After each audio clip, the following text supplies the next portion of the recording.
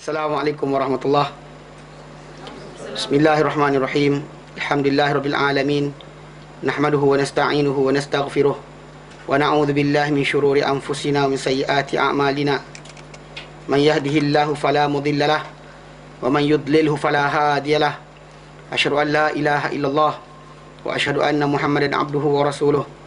Allahumma salli ala Muhammad wa ala ali Muhammad kama sallaita ala Ibrahim wa ala ali Ibrahim. Wa barik ala Muhammad wa ala ali Muhammad kama barakta ala Ibrahim wa ala ali Ibrahim fil alamin innaka Hamidum Majid. Qala rabbi shrah li sadri wa yassir li amri wahlul 'uqdatam min lisani yafqahu qawli amma ba'd. Alhamdulillah, kita bersyukur kepada Allah kita dapat lagi bersama-sama untuk kita meneruskan kelas pengajian kita berkenaan tafsir, dan kita alhamdulillah dah sampai ke penghujung suratul Muzammil mana kita ambil juzuk yang ke-29 dan kita sampai surah Muzammil, dan kita insya-Allah akan habiskan hari ini kalau sempat, dan meneruskan dengan dengan surah berikutnya insya-Allah. Cuma hari itu saya ada terangkan bahawa kita akan sebut sedikit berkenaan dengan fadilat atau kelebihan. Rasa terganggu aku di belakang. Fadilat kelebihan solat malam, solat malam yang kita sebut dari tu, di mana dalam tafsiran para ulama menjelaskan tentang solat malam ni 175 je nak kena besarkan sikit. Sebelum kita sambung kita terangkan sikit tentang kelebihan solat malam. Pasal kalau tak terangkan nanti kita berlalu dan juga tak beramal masalah. Ni Al-Quran untuk diamalkan, bukannya untuk setakat bacaan semata-mata. Jadi kelebihan solat malam dalam datang hadis Nabi SAW banyak nas-nas yang sahih datang menerangkan kelebihan solat malam. Di mana hatta kita dengar, kita dah baca itu bahawa Rasulullah SAW menyatakan bahawa ia lebih solat yang paling afdal setelah solat fardu adalah solat malam. Ini ada Sahih Muslim solat paling afdal sesudah solat fardu adalah solatul lail, solat malam Dan bila kita bahaskan tentang kelebihan solat malam ni atau mendirikan malam,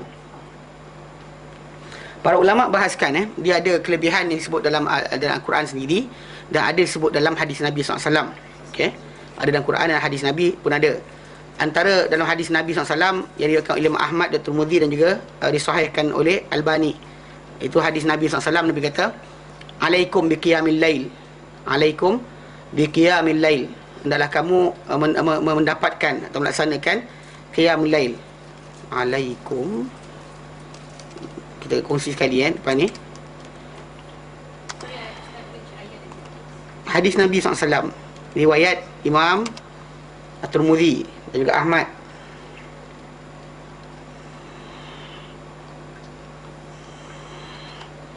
Mana dia? Dalam hadis berkenaan daripada Abi Idris Al-Khawlani, daripada Bilal bin Rabah, anna Rasulullah bahawa Rasulullah qala, baginda bersabda, alaikum biqiyamil lail, hendaklah kamu melaksanakan qiyamul lail. Fa innahu, ia qiyamul lail ni da'bus salihin qablakum, tanda atau ciri-ciri orang-orang salih sebelum kamu. Sebelum daripada Islam ini, ciri-ciri yang ada di kalangan umat sebelum kita ni yang soleh adalah mendirikan salat malam. Wa inna qiyamal laili qurbatun ila Allah. Ya, sungguhnya mendirikan malam ni adalah mendekatkan diri, qurbah, satu ibadat kepada Allah Taala. Wa manhatun 'anil ithmi, dan penghalang, penyekat bagi dosa. Wa takfirul lisayyi'at, dan juga penghapusan bagi keburukan-keburukan. Wa matradatun lidda' anil jasad, dan juga penolakan daripada badan ni, penyakit daripada badan. Mana ini yang disebut dalam hadis yang datang, Rasulullah SAW menyatakan ia ada fadilat yang besar. Antaranya adalah seorang itu mendapat serupa dengan ciri-ciri orang-orang terdahulu di kalangan orang yang soleh. Dan qiyamul lail ni ada benda yang menghampirkan dia kepada Allah Taala, menyekat dia daripada membuat dosa, menghapuskan kesalahan-kesalahan yang dia telah buat, dan juga menghapuskan atau menghilangkan penyakit daripada jasad. Itu antara contoh yang diberikan di sini. Itu kalau kita fadilat yang disebut oleh hadis Nabi SAW. Dalam hadis yang lain Nabi SAW juga nyatakan bahawa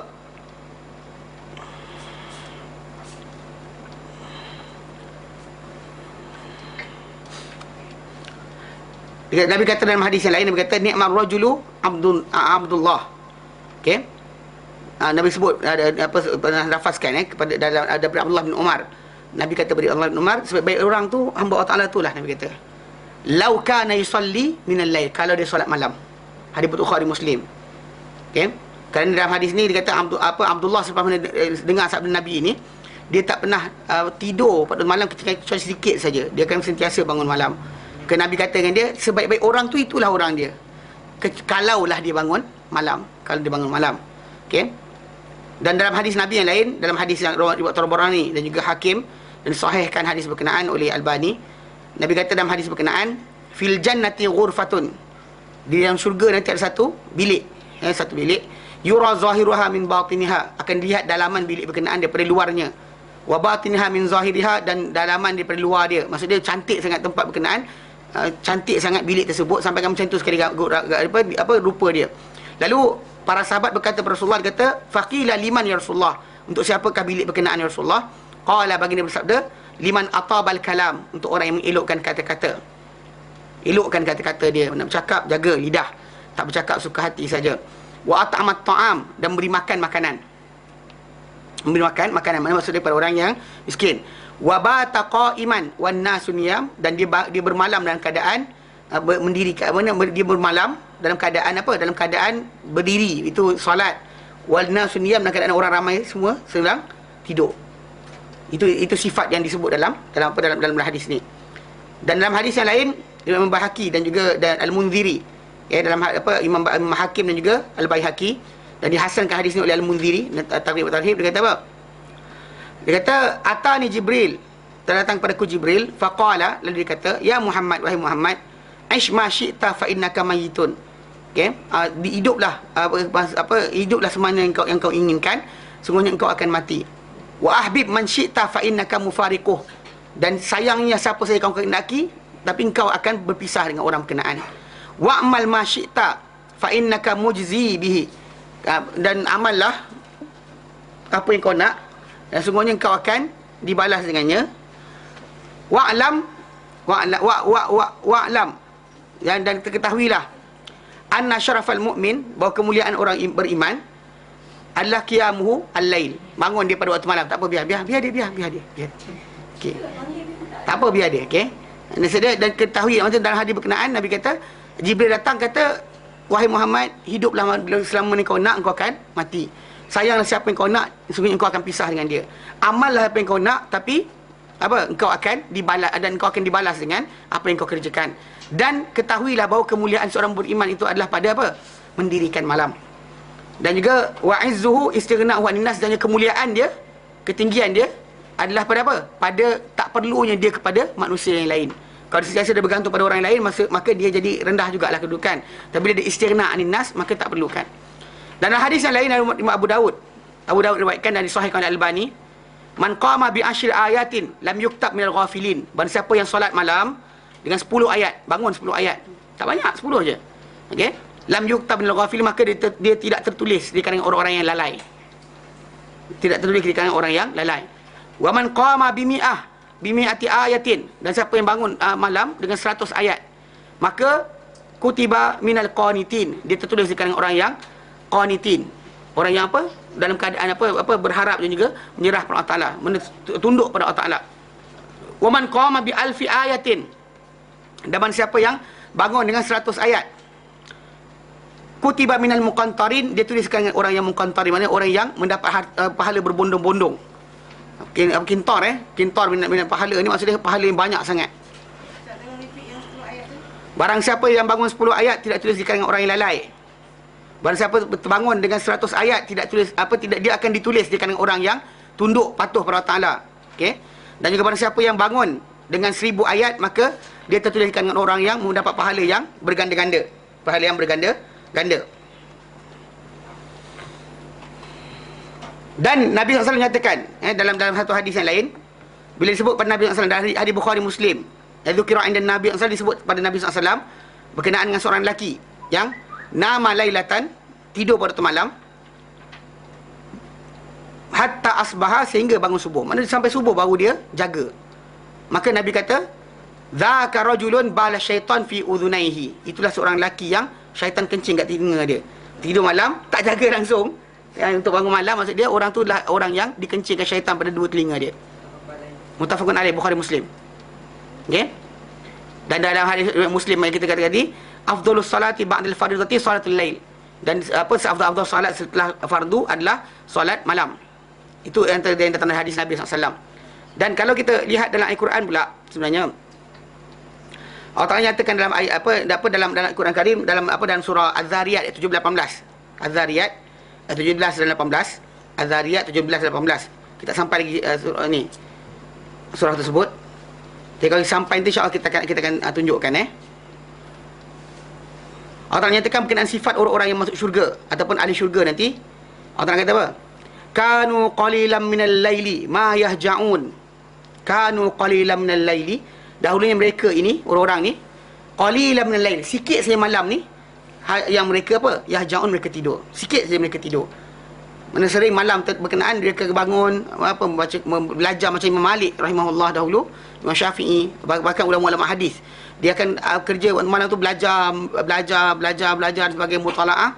Kemudian bila hampir-hampir nak subuh tu dia akan berhenti, dia solat dan sebagainya, solat berapa banyak yang dia mampu, kemudian dia akan duduk beristighfar minta ampun Allah Taala. Pasal ayat ini, ayat dalam surah Al-Zariyat ini Allah Taala nyatakan, kanu, mereka dahulu orang yang masuk syurga ni, qalilan minal laili ma yahja'un, sikit saja tu malam ni mereka tidur. Wabil ashar, dan pada waktu sahur, yastaghfirun, mereka minta keampunan. Bukan lafaz astaghfirullah dan sebagainya. Banyak orang masalah saya cerita benda ni, dia kata apa lafaz terbaik? Dia kata lafaz terbaik, lafaz dia adalah istighfar, mana minta ampun kepada Allah Taala. Minta kepada Allah Taala keampunan agar kita diampunkan oleh Allah Taala daripada sebagai dosa. Sebut bahasa Melayu pun baik. Bahkan kalau manusia tu, kita zaman kita sekarang ni bangun malam, solat dua rakaat pun dah cukup. Kemudian kita apa? Minta ampun lepas tu. Cakap, ya Allah, aku berdosa, ampunkanlah aku. Sebut perlahan-lahan. Tak ada orang tengok lah. Kalau orang tengok, kita kontrol diri lagi. Kontrol macho lah, kontrol ayu. Jadi orang tak tengok, kita akan menangis sebenarnya. Tak payah datang pergi bayar 1,300, tak payah bayar 500, tak payah 50 untuk menangis sebenarnya. Tapi manusia ni tak nak ambil apa yang diberitahu, maka mereka tak jumpa jalan berkenaan. Bahkan dalam Surah Zumar pula, Allah Ta'ala nyatakan berkenaan sifat orang yang bangun malam ni, ada Allah Ta'ala nyatakan, amman huwa qanitun ana al-laili sajidan wa qa'ima yahdharul akhirata wa yarju rahmat rabbih. Dia kata amman huwa qanitun, adakah sama orang-orang yang disebut tu dengan siapa-siapa yang dia ni bangun, qanitun ana al-lail, bangun membaca Quran sepanjang malam, ana al-lail sajidan wa qa'iman, dan dia dalam keadaan sujud dan juga berdiri, yahdharul akhirata, dia bimbangkan, takutkan akhirat, wa yarju rahmat rabbih, dan diharapkan rahmat Tuhannya. Diharapkan rahmat Tuhannya. Orang kata qul hal yastawil ladzina ya'lamun, hai Muhammad, katakanlah, adakah sama orang-orang yang mengetahui wal ladzina la ya'lamun, dengan orang yang tidak mengetahui? Pastinya tidak akan sama, kerana orang yang mengetahui saja yang akan takut. Ini pernah saya cakap dulu, ada kes ada orang tu kata ilmu dia belajar ni ilmu Muhammad, dia kata. Diceritalah, dia kata kononnya belajar dengan wali, kan? Semua nak kata belajar dengan wali Allah dan sebagainya, kita mengenal kasih Allah Ta'ala, sebutlah nama Tok Kupaluh lah dan sebagainya, macam-macam. Jadi bila cerita dengan saya last sekali saya tanya lah, pasal dia muka tak semayang. Muka gelap, tak semayang. Jadi in the end saya pun kata dengan dia, saya tanya, bang, minta maaf nak tanya sikit, abang punya ilmu yang abang bawa ni ilmu Muhammad ke? Pasal dia orang ada dua Muhammad, satu Nur Muhammad, satu lagi Muhammad kat Mekah. Saya kata, ilmu Muhammad kat Mekah ni? Dia kata pasti, dia kata pasti, dia kata. Saya kata, oh, dia tak nak mengalah. Kalau dia kata tidak, saya cakap banyak lah. Dia kata ya, saya pun ilmu Muhammad lah, dia kata ilmu Muhammad. Sekarang saya nak tanya sikit bang, dia kata kenapa tak sama? Dia kata kenapa apa yang tak sama je?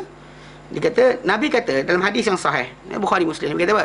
Kalau kamu tahu apa aku tahu, kalau kamu tahu apa aku tahu, nescaya kamu akan banyak, kamu akan sedikit ketawa, kamu akan banyak menangis, dan kamu akan lari ke tengah-tengah padang tu, kamu akan meminta keampunan Allah SWT. Kalau kamu tahu apa aku tahu. Dan Nabi bersemayam angkat kaki tengah malam. Saya kata, ini tak serupa pun, kenapa? Saya kata, kalau ilmu serupa, kenapa tak angkat kaki solat malam, solat biasa betul lepas? Saya kata. Dia diam, tak cakap apa. Pasal betul lah, kita kata kalau betul sama ilmu berkenaan, kenapa tak hasil yang sama? Faham tak? Maksudnya kalau orang tu pandai belajar, contohnya macam universiti yang sama, universiti mekanik, mechanical dan sebagainya kan, buat. Lepas tu bila balik tu dia boleh buat benda-benda yang mechanical. Kenalah ilmu dia sama, tempat yang sama dia belajar. Orang belajar hadis balik tu baca hadis Nabi. Betul lah kena. Ini kata ilmu serupa dengan Rasulullah SAW. Tapi balik tu takut Tuhan langsung. Nabi bersolat malam berangkat kaki, dia tak solat langsung. Lillahi ta'ala. Kenapa tak solat? Lillahi ta'ala, dia kata. Mana boleh kan? Tak logik lah. Tu saya kata macam orang macam ni kita kata kelakar, pelik. Manusia ni dia tak faham berkenaan dengan tajuk ni. Allah Ta'ala berikan tanda-tanda tadi. Allah Ta'ala kata takkan sama. Dan di antara Nabi Allah Ta'ala kata sama tadi, orang yang tahu dengan orang tak tahu takkan sama. Tapi Allah Ta'ala sebut sifat yang orang yang tahu tadi dengan apa? Bangun sepanjang malam dan juga apa? Mengingati Allah SWT. Dia ada hadis dhaif. Hadis dhaif macam barang siapa yang bangun malam maka elok muka daripada siang hari. Itu hadis dhaif, tak perlu. Kita untuk tunjuk dengan orang buat apa? Kan? Ada orang baca hadis-hadis tu untuk menggalakkan solat malam supaya apa muka berseri di siang hari. Tak payah mengarut ya. Untuk orang tengah cakap kita bukan. Pasal benda tu adalah sebenarnya hubungan kita dengan Allah SWT. Link kita dengan Allah Ta'ala. Maksudnya kita belajar ni supaya Allah Ta'ala berikan kita ni apa dia terima kita sebagai hamba dia. Itu yang penting sekali, bukan yang lain. Mati dah, putus dah. Dia tak dapat. Jadi dia dah mati dah. Jadi anyway kita kata apa yang kita pelajari sekarang ni, yang kita perhatikan dalam konteks apa? Tafsir yang kita pelajari ni, matlamat dia untuk amal, bukan untuk simpan. So bila orang cakap kan apa faedahnya kita, apa faedah atau kebaikan yang ada dalam solat malam dan sebagainya, yang terbesar sekali macam yang kita sebut tadi lah, okay? Berkenaan dengan tajuk apa, solat malam ni kita amalkan dan juga kita dapat apa kasih sayang Allah Ta'ala. Tu je, tu yang penting sekali. Adapun yang lain-lain berkenaan dengan apa boleh terbang ke, boleh kebal ke, itu tak ada, tak diajarkan sebenarnya. Yang diajarkan adalah berkaitan dengan tajuk kita mendapat kasih sayang Allah Subhanahu Wa Ta'ala. Bahkan itu Nabi kata da'bus salihin, tanda orang-orang yang soleh. Bahkan dalam Quran pun nyatakan bahawa itu tanda orang-orang yang akan masuk syurga nanti. Yang tidur sikit lebih banyak kan. Yelah kadang-kadang orang tengok bola pun tidur sikit, tapi bukan tak sama. bukan benda yang sama Maksud tidur sikit tadi, tidur menghabiskan waktu untuk meminta ampun dan juga solat kepada Allah Subhanahu Wa Taala. Baik. Jadi ayat kita bacakan hari itu, Allah menyatakan inna hadhihi tadhkirah faman syaa'a attakhadha ila rabbih sabila. Siapa yang ingin mahu, maka dia akan mendapat ambil pada Tuhannya suatu jalan. Kalau Allah Ta'ala nak untuk dia, maka dia akan dapat jalan berkenaan. Tapi dia juga akan dihukum Allah Ta'ala kalau sekiranya tidak memilih jalan yang betul. Allah Ta'ala siapkan untuk dia asbab, tapi dia mungkin tak ambil, itu terpulang pada dia. Okay. Dan kita kata itu, Allah Ta'ala nyatakan, inna rabbaka ya'lamu annaka taqumu adna min thulthayil lail. Tuhanmu mengetahui, hai Muhammad, bahawa engkau bangun kurang daripada 2/3 malam. Wa nisfahu, dan kau bangun kurang daripada setengah malam. Wa thuluthahu, dan juga sepertiga malam. Wa ta'ifatul ladzina minal ladzina ma'ak, dan kumpulan manusia yang bersama-sama dengan engkau. Kerana Allah Ta'ala tahu bahawa mereka tidak mampu dan sebagainya, maka Allah Ta'ala ringankan hukumnya, supaya hukum ini dapat dilaksanakan oleh mereka.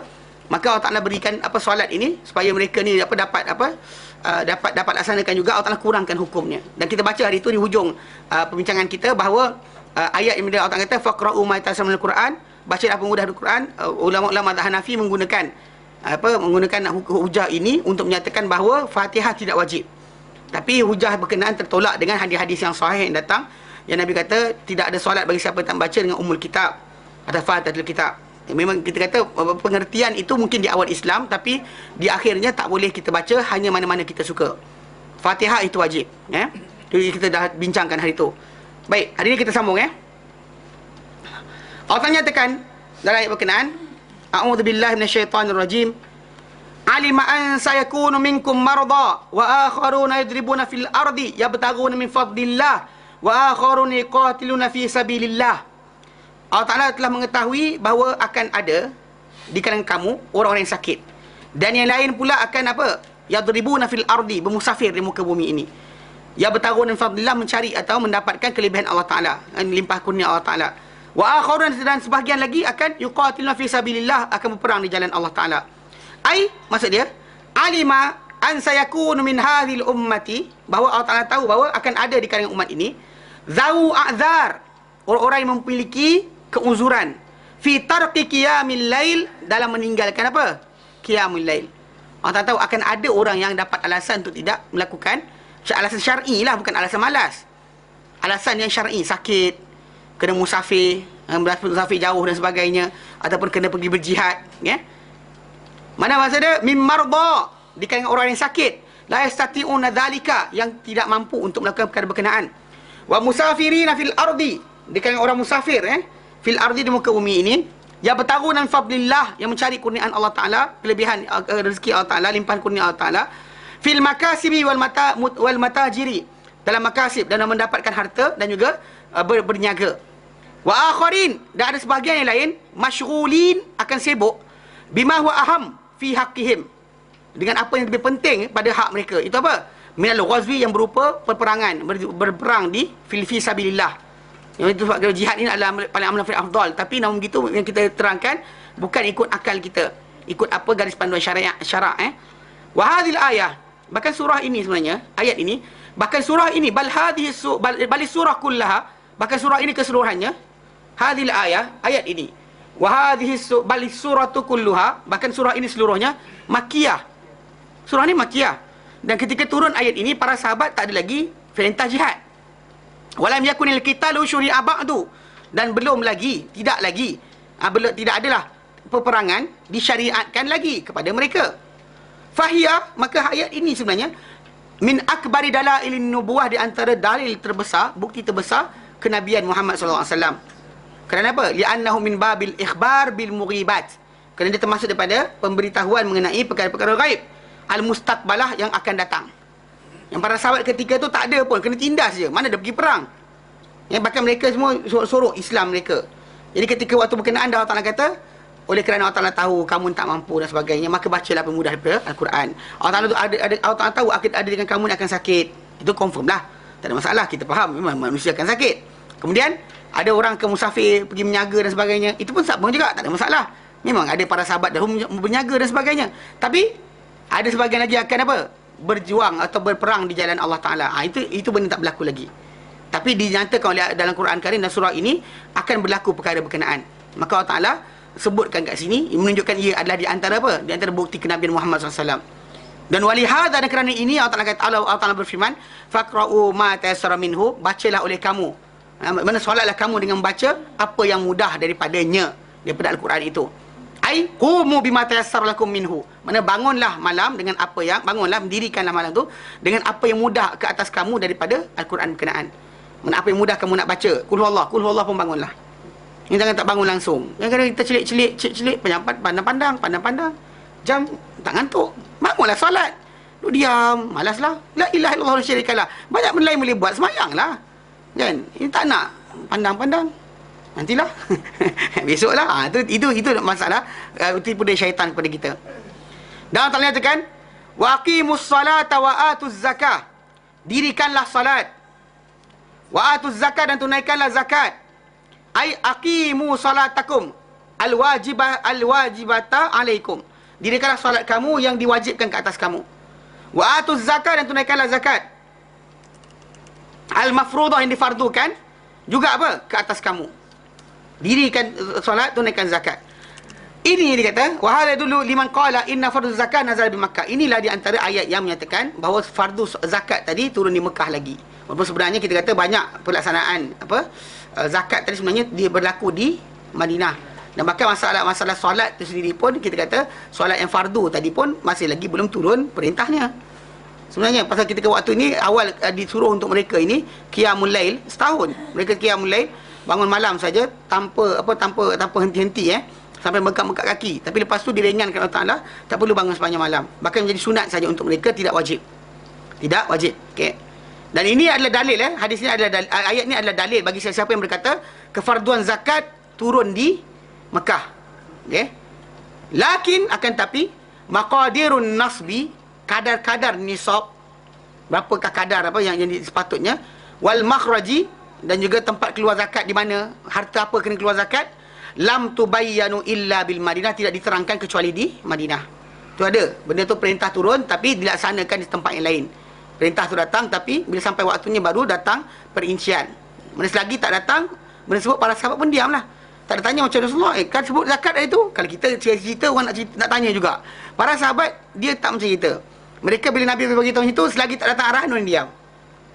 Pasal diorang beramal dengan Al-Quran. Bila Allah kata la tasalu an syai'an asya Jangan tanya tentang perkara-perkara yang intub dalakum tasukum. Kalau benda tu dizahirkan, dia akan apa?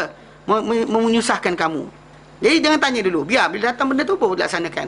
Tapi masyarakat kita dia seronok tahu, knowledge, tapi tak nak buat lagi. Tu bahaya kita sebenarnya. Dan Islam ni kita kata patutnya benda tu ilmu untuk amal. Pasal tu para sahabat dahulu belajar Quran 10 ayat. Dia bukan dia competing siapa habis dulu. Dia competing apa? Dia competing siapa amal habis. Dan amal habis barulah dia buat ambil ayat berikutnya. Kita cepat khatam Quran lagi hebat. Dulu waktu kecil-kecil bangga dengan kawan kita. Kau dah khatam Quran belum? Oh, tak habis lagi. Aku dah jam 4 dah tu dah habis dah. Tapi tak sepatah haram pun tak ingat kan sebenarnya. Yang seorang tu pun dah jam 6. Ish lambatnya kau khatam Quran, dia kata. Ada. Kan saya ingat budak-budak kecil kan dia orang competing khatam Quran. Khatam baca je, bukan khatam hafal. Kalau orang Arab boleh sebut khatam Quran, doa khatam Quran tu untuk orang hafal Quran. Yang tak hafal Quran pun okeylah, bacalah juga.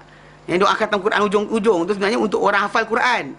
Yang tak hafal-hafal ni janganlah mengada-ngada sangat kan. Sibuk nak ni pakai apa?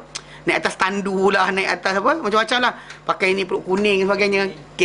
Sepi lah kan. Semua nak terpulang. Tapi sebenarnya kita malu sebenarnya. Mana kalau kita kat Malaysia ni mungkin tak nampak sangat. Kalau kita duduk dalam lingkungan kita nampak benda tu bagus. Tapi kalau kita keluar pergi ke tanah Arab, pergi ke tempat-tempat yang di mana orang belajar Quran tu betul, kita rasa kita tak ada nilai benda kita belajar. Nothing. Malu kita. Saya ingat dulu saya secara nilai peribadi kan, saya tengok sebut kan, saya cerita kawan saya seorang budak daripada Sierra Leone, Timur Afrika tu, daripada barat Afrika tu dia jalan kaki tumpang orang hitchhike lah sampai ke Sudan di Timur Afrika. Nah, Afrika ni tu dia dari sini dia datang sini. Daripada barat ke timur. Dia datang tumpang ini, minum air lopak dan sebagainya. Kita naik kapal terbang sengih je. Sampai-sampai malam ni tidur kat asrama. Ni budak macam tu. Dia kata kadang-kadang putus bekalan. Dan berjalan on the way, putus bekalan, duit habis dan sebagainya. Dia duduk kat masjid, tahu macam mana nak pergi dah. Dia kata, ya, aku tak tahu, ya Allah, dah habis dah. Dia kata bekalan aku. Lepas tu datang orang, tiba ada orang datang salam dia, tepuk, dia kata, kau ni kan ambil duit ni, bagi dia $50, sambung jalan. Macam tu perjalanan dia macam tu. Tidur tak tahu keharuan, tumpang orang, naik kereta ini, lopak air, minum air lopak air, tak ada tempat air nak minum kan. Macam tu sekali. Kita ni naik kapal terbang dapat dah ni lagi, dapat air jus dah dan sebagainya, seronok je. Sampai-sampai malas belajar.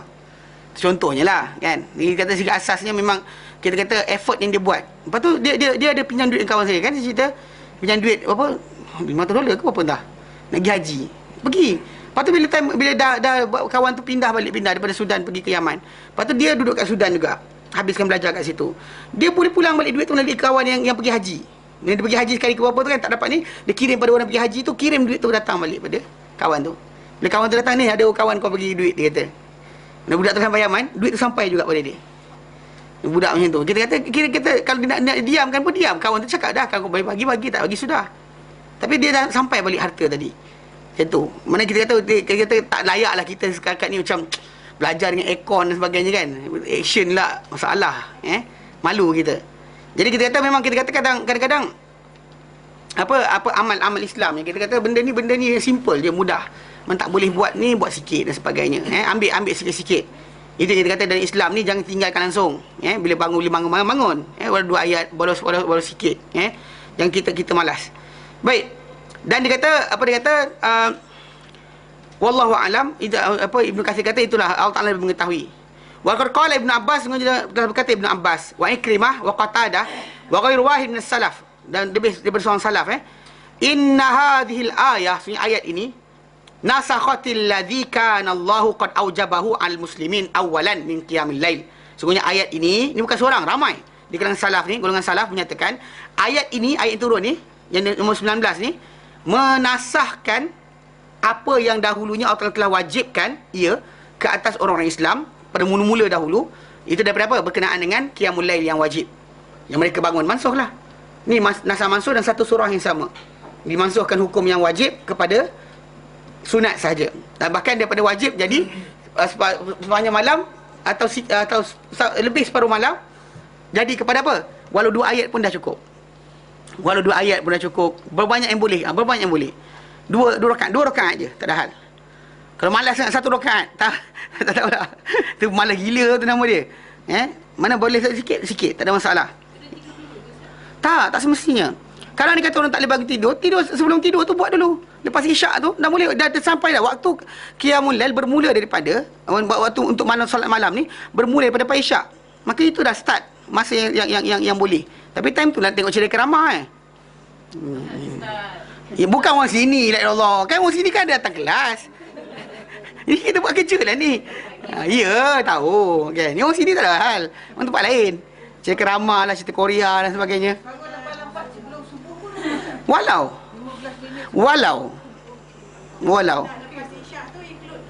tak, dia sunat isyak sunat isyak.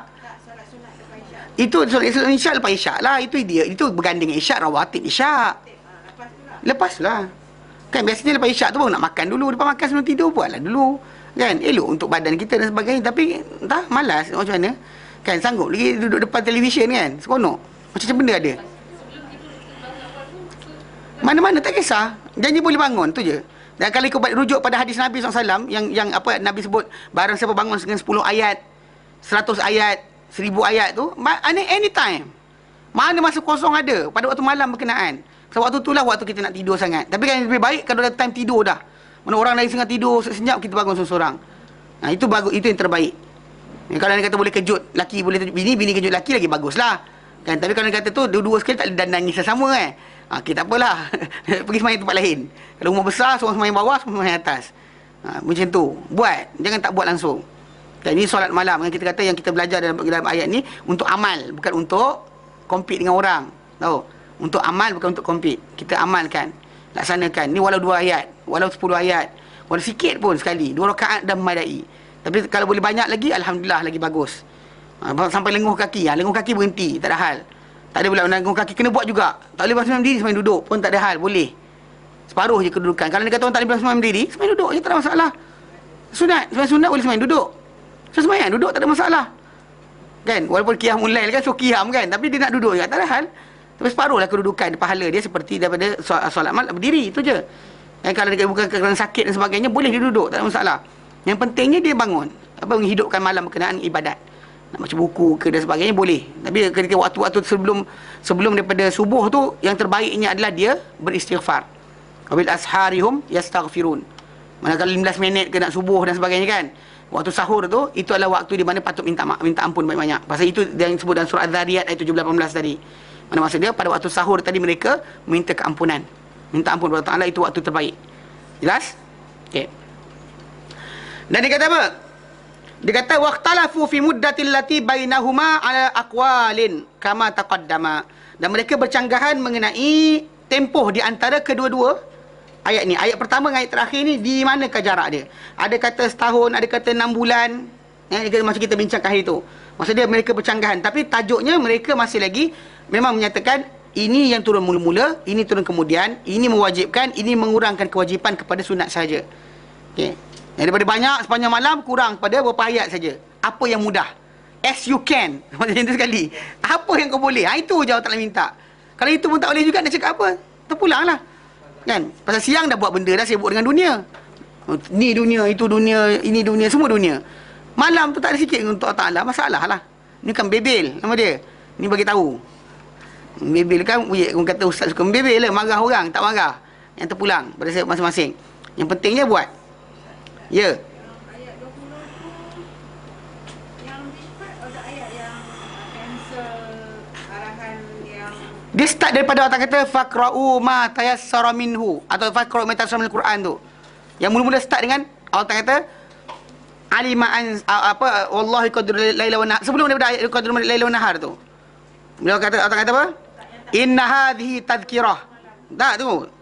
Inna rabbaka ya'lamu annaka taqumu adna min thulthayil lail. Itu ayat tu. Start dari situ.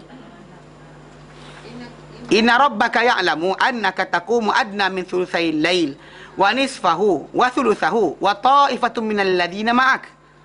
Wallahi qaddiru laila wan nahar. Okey, start dari situ. Okey. Alima an lan tuhsuhu fataba alaikum. Apa tu? Faqra'u ma tayassara minal Quran. Ada kat situ. Beliau tak kata faqra'u ma tayassara minal Quran tu, itulah peringanan hukum daripada kena bangun sepanjang malam kepada bangun apa? Apa yang kita boleh je. Dah, itu je. Kemudian sambung lagi itu apa yang mudah, apa kalau Allah tahu kita ada alasan, ada sakit sekian, faqra'u ma tayassara minhu. Baca apa yang mudah daripada Quran. Kan qul huwallahu apa qul huwallahu lah. Ini kadang tak bangun malam sebab apa? Sebab tak hafal Quran. Saya ada qul huwallahu je ustaz. Kan masalahnya kita kata tak boleh, itu kena bangunlah. Yang bangun. Pasal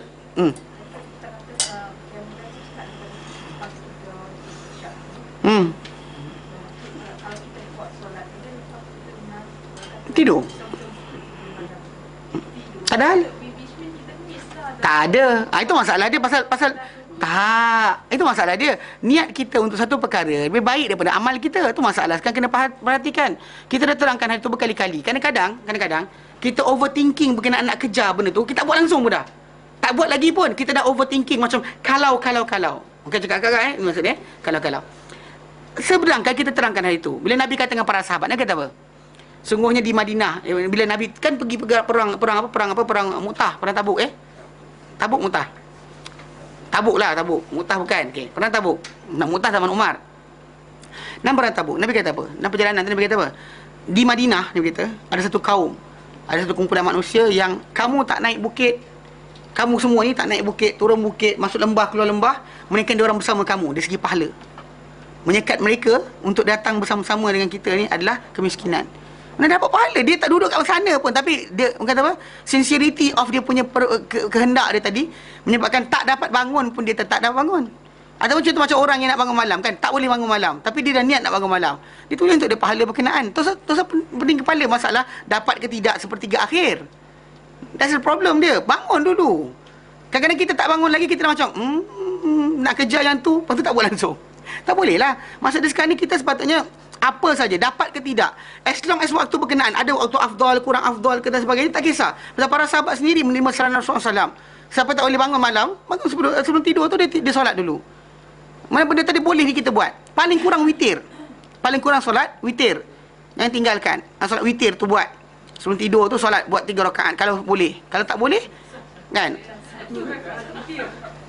bangun dan solat witir 3 rakaat lah. Punyalah malas la ilallah wa la syarika lah. Mula kena marah ni Kang. Bangunlah 3 rakaat. Nabi buat 3 paling kecil. Satu tu kalau lepas 2. Nabi tak pernah sebut satu saja. Satu tu digandingkan dengan 2. Ilah. Janganlah rawatib tu samakan dengan dia. Solat malam tu solat malam. Rawatib tu rawatib. Janganlah buat macam tu sekali. Malasnya kita. Banyaknya nikmat Allah Ta'ala kita makan. Tapi nak melaksanakan ibadat amatlah malasnya kita. Janganlah berkira sangat. Kalau kita berkira tak ada hal, Allah Ta'ala akan berkira kita. Nanti Allah Ta'ala berkira balik. Aku bagi kau sekian, berapa banyak kau balas balik. Sepanjang siang kita buat benda kerja kita untuk dunia. Sepanjang siang, everything is about dunia. Telefon sekian, beli barang. Telefon sekian, beli sekian. Kan nak marah anak, semua editing. Kau tak dulu special, bla dunia. Kan? Semua benda kita dunia. Malam tu khususkan waktu untuk Allah Ta'ala. Khususkan waktu sikit je pun kan. Kalau 3 rakaat tu tak sampai 5 minit pun kan, qul huwallahu, qul falaq, qul binnas, baca 3 huruf, 3 surah tu je. Tak ada hal pun. Tak usah jadikan alasan. Faham tak? Ya? Ya, witir tu panggil solat malam, solatul lail dipanggil. Solat malam. Termasuk dalam tu masalah tahajud, mana solat selepas bangun tidur atau solat tanpa tidur. Kalau kita buat apa solat selepas dia bertidur dipanggil sebagai tahajud. Kalau kita solat tanpa tidur dipanggil sebagai solatul lail lah, solat atau qiyam. Macam Ramadan tu kita buat qiyam Ramadan tanpa tidur.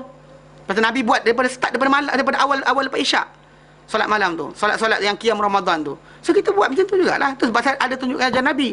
The first night Nabi bangun sampai sepertiga malam. The second night Nabi bangun separuh malam. The third night Nabi bangun 2/3 malam. Sampai mana lepas Isyak tu Nabi sampai 2/3 malam. Lepas tu bila Nabi nak masuk rumah kan, Abu Dzar Al-Ghifari kata, "Ya Rasulullah, mana halla nafal talana lailataka." Kau tak boleh tak sedekah pada kami malam kau semua sekali untuk duduk dengan kami. Tu Nabi kata, barang siapa bangun bersama imam, imam balik, dia balik. Imam keluar tinggalkan solat, dia tinggalkan solat, maka dia tulis untuk dia pahala sepanjang malam. Kita lari dah, witir tak dan kan. Imam bangun je 8 rakaat, Allahu Akbar dari. Dia kata 8 rakaat je. Dia rugi. Para sahabat dia nak lama. Bayangkan kalau agak 8 rakaat gitu kan. Kalau kita 8 rakaat tadi dengan bacaan panjang. Ini orang tu baca pendek-pendek, kita dapat ikut dengan mudah. Dia habis katakan pukul 11, lari dah. Pukul 9 tu dah. Saya 8 je. Contohnya kan. Tak ada kat rumah, rugi. Dia dapat pahala sepanjang malam. Kalau ada bersama imam tadi, pahala sepanjang malam. Tidurlah lepas tu, tak ada hal pun. Tidurlah lepas tu pun tak ada masalah pun. Siapa kata? Nabi kata. Nabi kata. Bersama imam. Nabi kata, bangun bersama imam, maka dia dapat pahala sepanjang malam. Lepas tu dia tidur pun tak ada hal. Kalau balik dengan witir dengan imam kan, balik tak ada hal lah. Tutup semayang, habis balik. Alhamdulillah, selesai malam tu. Tak payah buat apa dah. Boleh berehat, dapat tenaga lagi. Apa masalah dia? Kalau nak ada kosong masa, hafal Quran. Nampak tak? Tak usah rugi-rugi, jangan buang masa. So jadi macam kita kan, sepertiga akhir malam is the best time. But also awal malam pun tak ada masalah. Tengah malam pun tak ada masalah. Pasal Nabi SAW yang ada orang tunggu Nabi tu, sepertiga akhir Nabi tinggal kan, Nabi tak keluar. Nabi tak keluar pun ada. So jadi secara asasnya kita kata waktu-waktu solat malam ini terbuka untuk kita. Sama ada Ramadan ke luar Ramadan ke, terbuka. So beramal dengan apa kita belajar, sila buat. Saya tak paksa. Yang muraqabah tuan-tuan sekalian Allah Ta'ala, yang mengawasi Allah Ta'ala, yang mengawasi siapa depan saya ni, dan diri saya sendiri adalah Allah. Kita ada letak surveillance camera. Tadi besok siapa tak solat malam? Tak ada. Saya kita belajar ayat ni untuk kita beramal. Macam para sahabat dahulu pernah wajib ke atas mereka, tapi mereka terus tidak diwajibkan lagi. Tapi yang kita faham macam ni dikatakan oleh Abdullah kan, Abdullah bin Umar, dia Nabi katakan dia, wahai Abdullah, yang jadi kebaiknya orang tu kalau dia solat malam, dia tak tinggalkan langsung lepas tu. Tak tinggal langsung lepas tu. Itu dikatakan oleh anak dia. Kan, nampak So jadi secara asasnya itu yang kita kejar. Pasal ini di antara ibadat terbaik yang kita boleh buat tanpa bayaran. Kan tak ada bayar, tak payah keluar modal pun. Ikut wuduk lah, wuduk. Alah bersin sangat lah. Kan duduk Selangor kan air free. Kan 20 liter. So apa masalah dia? Kan wuduk lah. Tak ada makan apa pun. Cuma apa yang mengganggu kita apa? Television lah. Kadang-kadang berapa SMS, game dalam telefon pun ada juga. Main tu. Oh yelah, bila time ambil wuduk ngantuk. Tengok Hindustan tak ngantuk. Masalah dia. Ambil wuduk je, Allah ngantuknya mata aku kan. Tu masalah kita kan, heboh je. Kalau kata tu dia rehat kejap, lepas tu kemudian tidur kejap, lepas tu terjaga, bangunlah, kunci jam. Bangunlah solat. Walau 2 rakaat, walau 3 rakaat, walau 3 rakaat. Itu je cukup dah. Memadai. Tak usah kita kosongkan malam kita, tak ada kenapa solat malam. Tu tajuk dia. So kalau kita dah tahu tak beramal, ilmu tanpa amal kan. Ilmu tanpa amal macam pokok tak ada buah lah. Pokok tu ada, buah yang tak ada. Rugi. Rugi. Amat-amat rugi. Faham Dia kata, jadi dia tajuk tadi, dia kata apa? Wa qad sabata fi sahihaini, sabit dalam sahihain dalam Bukhari Muslim, anna Rasulullah SAW qala li dzalika ar-rajul. Okey? Baginda berkata pada seorang lelaki berkenaan, khamsu salawatin fil yaumi wa lailah. 5 solat sehari semalam, pada sehari semalam. Pasal lelaki tanya, apakah yang wajib ke atasku dari solat? Dia berkata 5 solat. 5 solat pada sehari semalam. Sehari semalam. Qala, dia kata Rasulullah, hal alayya ghairuha, adakah wajib ke atasku selainnya? Qala la, tidak. Baginda bersabda, tidak, illa an tatawwa'a, kecuali kau secara sukarela, by yourself kan, kemudian dengan keinginan sendiri kau nak buat, dan tak apa. Tapi waktu haram jangan solat, tu je. Waktu haram lepas subuh tak ada solat sunat. Itu time itulah pergi nak solat kan. Time orang galakkan sungguh tak nak solat. Okay, ataupun pasar pun sama, 2. Yang time lain silakan. Nak buat banyak mana buatlah. Ada masa kosong kan, daripada tengok televisyen cerita tak benda, bangun solat 2 rakaat. Lepas tu bangun duduk istighfar, bangun solat 2 rakaat lagi. Tak ada zikir munajat, tak ada apa. Ni kadang tak buat ibadat sebab tak hafal zikir munajat. Tu masalah juga. Dia 2 saya perasan lagi, satu lagi orang tak buat solat malam ni sebab tak tahu nak niat apa. Seriously, betul. Pasal dia kata apa? Dia dengar orang cakap solat malam ni kena mula-mula solat apa? Mula solat tahajud, kemudian solat hajat, kemudian solat taubat. Mana satu tak tahu. Sebenarnya macam ni, semua solat tadi sama je, tak ada benda yang lain. Bila Aisyah radhiyallahu anha kata bahawa Rasulullah SAW tak lebih 11 rakaat sehari ketika tiap-tiap malam tadi, tak kira Ramadan atau luar Ramadan, solat tu solat yang sama, the same solat. Yang mana solat tu berbunyi, kalau kita nak semayang, kita kata, saya aku semayang sunat 2 rakaat kerana Allah Ta'ala, Allahu Akbar, dah habis. Susah ke? Kan? Tak susah pun. Saya aku semayang sunat 2 rakaat kerana Allah Ta'ala, Allahu Akbar, habis cerita. Ini kadang-kadang kita tak tahulah, ini solat hajat ke solat tahajud, hajat ke tahajud, taubat ke apa, tak tahu nak baca apa pun masalah. Kadang-kadang ditinggalkan ibadat tadi kerana kejahilan macam tu semata-mata. Lepas tu beli buku dekat Kusma Yakin, tambah pula doa panjang-panjang, lagi tak boleh baca. Last sekali tak buat langsung. Tahu dia datangkan dengan zikir panjang, 3-4 muka surat. Kena baca sekian. Last sekali tak buat langsung kita. Tu sebab kenapa rujuk kepada kitab mazhab Syafi'i, simple je. Kan kita belajar dalam fiqh itu kan. Simple, cukup simple, tak ada tambahan, tak ada benda pelik-pelik. Spesifik macam nak spesifikkan kalau Nabi dah umumkan. Kalau benda Nabi umumkan, kita umumkan. Benda Nabi spesifik, kita spesifikkan. Jangan kita menspesifikkan benda Nabi umumkan. Pasal kita ada kuasa wahyu. Imam mana pun tak ada kuasa wahyu untuk menetapkan benda yang Nabi letak umum, dia letak khusus. Ataupun Nabi khusus dia umumkan. Tak boleh. Dalam Islam tidak ada benda macam tu. Kita hanya spesifik benda Nabi spesifikkan. Kalau Nabi umumkan, kita umumkan. Bila umum. Nabi kata solat 2 rakaat. 2 rakaat. Apa? Jangan tanyalah. Stop situ je. 2 rakaat. Lillahi ta'ala. Habis cerita. Tapi ayat apa nak baca? Tak nampak dia nak detail. Kenapa nak detail? Nabi tak kata baca apa pun. Al-Quran kata faqra'u ma tayassara minhu. Bacalah apa yang mudah daripadanya atau daripada Al-Quran. So simple je. Baca apa yang mudah. Kalau kata nak kerat qul huwallah je, qul huwallahu ahad, Allahu samad. Tu Allahu akbar rakaat pertama. Tu nanti bangun balik lam saya dengar apa dia orang buat apa solat malam atau tarawih kot. Yang dipimpin oleh Nazim Haqqani. Syekh Nazim Haqqani Nasyabandi tu. Dia buat dekat London. Tadi baca apa? Dia baca Fatihah. Ada recording ni. Tak tahu ada lagi ke tidak. Kalau ada lagi saya boleh buka ni. Saya tak ingat tak mana. Nasyid Muhibbin. Kalau dia buat ketika tu. Ingat tak hari tu ada seorang kerabat diraja yang ikut, dia pakai serban tajam cucuk macam tu. Yang dia ikut, dia buat apa hadrah lah, dia buat apa benda lah dekat dengan ni kat Perak. Okey. Jadi dia ikut orang ni. Orang ni actually dia lebih dia pasal dia cakap Inggeris.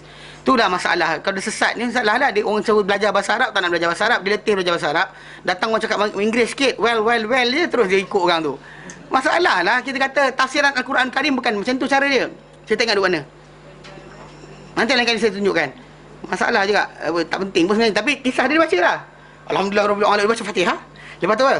Wa ilahukum ilahu wahid. Allahu Akbar. Ilahukum ilahu wahid. La ilaha illahu. Allahu Akbar. Satu ayat dia baca. Orang belakang Allahu Akbar. Dia seterkat. Dia punya apa? Dia punya bacaan. Yang kita tulul qunut. Mana panjang berdiri kita tu the best. Better sebenarnya. Makin lama pergi berdiri makin bagus. Tak boleh baca panjang kerana kita tak hafal, tak faham. Tak payah. Faqra'u ma tayassara minhu. Baca yang mudah daripadanya. Bila kita buka tu, kita memberatkan diri kita dengan benda Nabi tak tanggungkan. Dan macam orang sibuk nak buka Quran banyak. Maksud dia memberatkan diri dia dengan membaca banyak, sedangkan dia sepatutnya baca apa yang dia hafal je. Boleh. Qul huwallah, rakaat pertama qul huwallah. Kedua qul huwallah. Qul huwallah, tak ada hal. Boleh. Apa sebab dia? Bagi tahu orang tak ada masalah. Kenapa kita takut sangat? Benda tu sah, valid. Salah seorang sahabat Nabi dahulu, seorang sahabat Nabi SAW, dia baca qul huwallah, dia jadi imam, Nabi lantik jadi imam. Tapi kerja dia apa? Tiap kali baca dia baca qul huwallah. Orang ramai macam penyampah dengan dia. Orang kata apa? Kau ni dah Nabi lantik kau jadi imam. Bacalah surah lain sekali. Baca qul huwallah aja. Lepas tu dia orang mengadu pada Nabi. Nabi panggil dia. Nabi kata betul, ya Rasulullah. Nabi kata kenapa kau buat macam ni? Dia kata ya Rasulullah, aku sayang suka ni. Aku suka surah ni sebab dia cerita padaku sifat Tuhanku. Mana aku suka surah ni kerana dia menceritakan sifat Allah Ta'ala. Nabi kata para sahabat yang lain, biarkan dia. Nabi kata apa? Biarkan dia lepas tu. Biarkan. Bahkan pembacaan yang pendek tadi, kita kata kalau kita lapang dada tanpa dan nak ingat-ingat benda lain, tak apa. Janganlah pula kita baca pendek kerana nak mengejar something yang kita nak kejar kan. So can we read from surah 90 ke 140? Boleh, tak masalah. Bacalah apa yang mudah. Apa yang mudah? Tu je. Ayat Quran kata ma tayassara minhu. Tak, itu point dia guna. Pasal kita kata dalam tajuk bila kata Nabi kata apa yang mudah, itu apa yang mudah untuk kamu. Baca apa yang mudah untuk kamu. Terus beringkan kepala. Kalau boleh hafal, bagus alhamdulillah. Tak boleh hafal, sepatutnya dah kena hafal lah ni. Kan? Saya dah kata hari tu kan, bila 3 ayat 2 ayat kita baca, patutnya dah hafal dah. Kan? Seminggu sekali, takkan seminggu 1-2 ayat tak boleh. Kan? Benda lain boleh hafal, benda tak boleh hafal. Okey, tak apalah, bukan sini tempat lain.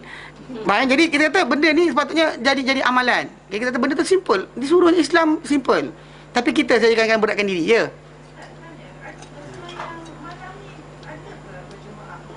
Berjemaah, Nabi SAW solat berjemaah. Ya, pernah Nabi buat solat ni, ya. Kenapa boleh berjemaah? Sebab Nabi SAW dalam hadis yang datang, Nabi pernah solat dengan Ibnu Umar, Nabi pernah solat dengan Ibnu Abbas, Nabi pernah solat dengan Huzaifah bin Yaman, Nabi pernah solat dengan Salman Al-Farisi, Nabi pernah solat dengan orang sahabat yang lain, ya, Usama bin Zaid dan sebagainya. Ada Nabi solat dengan diorang tengah malam. Bahkan Ali, macam doa iftitah yang kita orang Malaysia hafal tu kan, second half of the doa tu, wajah tu wajhi ladzi fatara samawati tu kan, itu sebenarnya datang daripada doa iftitah yang Ali hafal ketika dia solat malam bersama Rasulullah SAW. So kalau dia kata benda tak valid, Nabi takkan benarkan untuk para sahabat ikut. Faham tak? Mana kalau kita ada orang yang hafal Quran banyak dari kita, kita semayang dengan dia. Dan macam tu. Dan bahkan zaman para sahabat zaman dulu, diorang ikut orang-orang tertentu bukan sebab orang tu baca pendek. Kita kalau orang tu baca pendek, kita ikut. Kan? Diorang akan cari orang yang baca panjang, dia kejar orang yang tak baca panjang tu pasal orang tu hafal, dia tak hafal. Dia ikut orang tu untuk solat malam. Faham tak? Mana kalau kita kata dalam rumah kita ada seorang hafal Quran banyak, so kita semayang belakang dia. Ya. Yang jemaah tadi tu, solat malam tu bangun malam je lah. Macam mana? Tadi, Ya. jemaah tu, Ya. untuk yang bangun malam je. Ya, semua malam-malam lah. Itu yang Huzaifah bin Yaman, Salman Al-Farisi, Ibnu Abbas, Ibnu Umar, ni diorang ni, Ali. Diorang semayang dengan Rasulullah SAW. Yang kisah macam, ingat kisah Ustaz Ahmad, yang kisah Nabi SAW semayang, kemudian Ibnu Abbas ikut. Dia datang belakang, Nabi tangkap tengkuk dia, Nabi tolak ke depan. Nabi tolak ke depan, kemudian dia reverse pula. Nabi reverse. Nabi reverse. Mana Nabi dah solat tadi, solat malam dengan dia. Dia ikut Nabi SAW solat. Macam kisah Nabi SAW baca hampir 4 juzuk tu. Itu apa, Salman Al-Farisi, Huzaifah bin Yaman. Dia pergi dengar, dia tengok Rasulullah semayang, dia ikut. Nabi benarkan. Tapi dia tunggu. Agaknya Nabi sujud kot, rukuk kot dekat rukuk kot dekat sepertiga Baqarah, tak rukuk. Kemudian separuh kot, tak ada. 3/4 ke, tak ada. Habis Baqarah ni Nabi rukuk lah. Tak rukuk lah Baqarah. Lepas tu masuk Ali Imran. Dia kata siap, dia kata. Sampai dia Ali Imran dia tanya kan, dia tunggu pula, sambung lagi sampai An-Nisa. Baru Nabi SAW rukuk. Dia nak lari dah sebenarnya. Dia kata hampir-hampir aku nak lari tinggalkan Rasulullah. Maksud dia, kita kata memang berlaku lah, valid lah. Solat tu malam berjemaah tu valid. Mana orang tu baca, kita semayang belakang dia, tak ada masalah. Bahkan kita kata tak mengapa. Tapi kalau kita dapat semayang seorang-seorang, lagi baik. Pasal dalam hadis Nabi SAW berkenaan dengan solat berjemaah ini, Nabi kata solatul mar'i fi baiti, dia kata afdal solat mar'i fi baitihi ilal maktubah. Sebab afdal solat seorang itu adalah di rumahnya kecuali solat fardu. Maksud solat fardu yang berjemaah yang digalakkan. Adapun solat sendirian ni, solat sunat, better buat di rumah. Jadi kita tu antara solat tadi lah. Dia kata isteri tadi nak semayang dengan suami kan, suruh suami jadi imam dan sebagainya, duduk semayang belakang. Baguslah, jangan suami tu baca panjang sikit, mula dah lenguh kaki, marah kan. Ni kadang suami tu baca panjang sikit, mula panjang lah pula, dia kata. Kan tengah astagfirullahalazim tu, ada panjangnya dia bunyi belakang. Tak boleh lah. So secara asasnya dekat situ dah ada garis panduan dia. Mana kita solat malam dan sebagainya, kalau kita boleh buat sendiri. Berjemaah tak ada masalah, boleh juga. Dibenarkan dalam Islam, tak ada masalah. Pasal Nabi SAW solat berjemaah dengan para sahabat. Walaupun kita kata dengan idea dengan Nabi ajak sendiri, tak ada. Tapi diorang ikut, Nabi tak halau. Hatta solat qiyam Ramadan tu pun sebenarnya berjemaah qiyam Ramadan tadi yang Umar buat tu, dia kata ni'mal bid'atu hadha tu, dia kata bid'ahadihi tu, dia lafazkan sebab Nabi pernah buat, para sahabat ikut. Tapi Nabi keluar tak keluar beberapa hari. Ada Nabi keluar, Nabi tinggalkan saja Nabi buat macam tu supaya tidak difardukan. Tu je. Beza asasnya memang Nabi SAW, kita kata solat malam ni valid untuk orang tu berjemaah. Jelas? Okey. Sebenarnya mudah aja. Saya tahu ada orang kata mana boleh berjemaah, dia kata tak boleh berjemaah. Pasal Nabi solat berjemaah dengan para sahabat. Walaupun seorang dua orang macam tu. Okey. Baik. Masjid tu pasal ada zikir munajat. Zikir munajat tak valid. Zikir tak dengar sini. Zikir munajat tak valid. Satu. Kedua, mengkhususkan solat tadi, ini tahajud, ini taubat, ini hajat, pun tak valid. Saya tahu, tapi dia letak kata, dia biasanya dia akan buat kat masjid-masjid yang kata ini tahajud, ini taubat, ini hajat, itu tak valid. Tak ada validation dalam Islam benda tu. Nabi tak pernah ajar kita supaya solat malam dengan bentuk macam tu, khusus pula. Bahkan ada kaifiat-kaifiat. First, solat sekian, lagi salah. Bahkan pada solat tu umum, solat tu umum. Kalau dia kata kita bangun solat, katakan lepas bangun tidur, dia menjadi nama tahajud sebab tinggal perbaringan. Bukannya solat tu solat khas. It's not actually nama solat tu saja sembahyang sunat tahajud 2 rakaat kepada Allah Taala, bukan. Bahkan kita lafazkan adalah saja sembahyang sunat 2 rakaat kepada Allah Taala. Allahu akbar, habis. Faham tak? Tak ada nama lain. Dia buat 6 rakaat. Ya, saya tarawih macam tu juga. Ya, tak ada nama. Tarawih tu maksud dia sembahyang lepas tu duduk diam. Lepas tu bangun pula Allahu akbar sembahyang, duduk diam, tu tarawih maksud dia. Dia bersenang-senang, relax. Dia tak ada macam laju-laju pun. Dia relax sembahyang, lepas tu duduk diam, istighfar dan sebagainya. Itu yang jadi diam-diam tak tahu buat apa tu, yang subhanallah ma'bud, subhanallah majud kan. Kes tu lah sebab diam. Asalnya macam tu. Jadi diam, kita tak ada benda nak buat. Apa nak buat? Aku pandang muka kau, kau pandang muka aku. Kita selawat lah. Selawat kan baik juga. Dia macam ni, dengan ni faham. Bukan semua benda kita fikir baik dikehendaki oleh Islam. Balik pada yang Nabi kata kepada para sahabat, alaisalakum fiyya uswah. Tak adakah untuk kamu pada diriku sebarang tauladan. Kalau anda kata aku tak tunjuk macam tu, jangan buatlah. Tu je.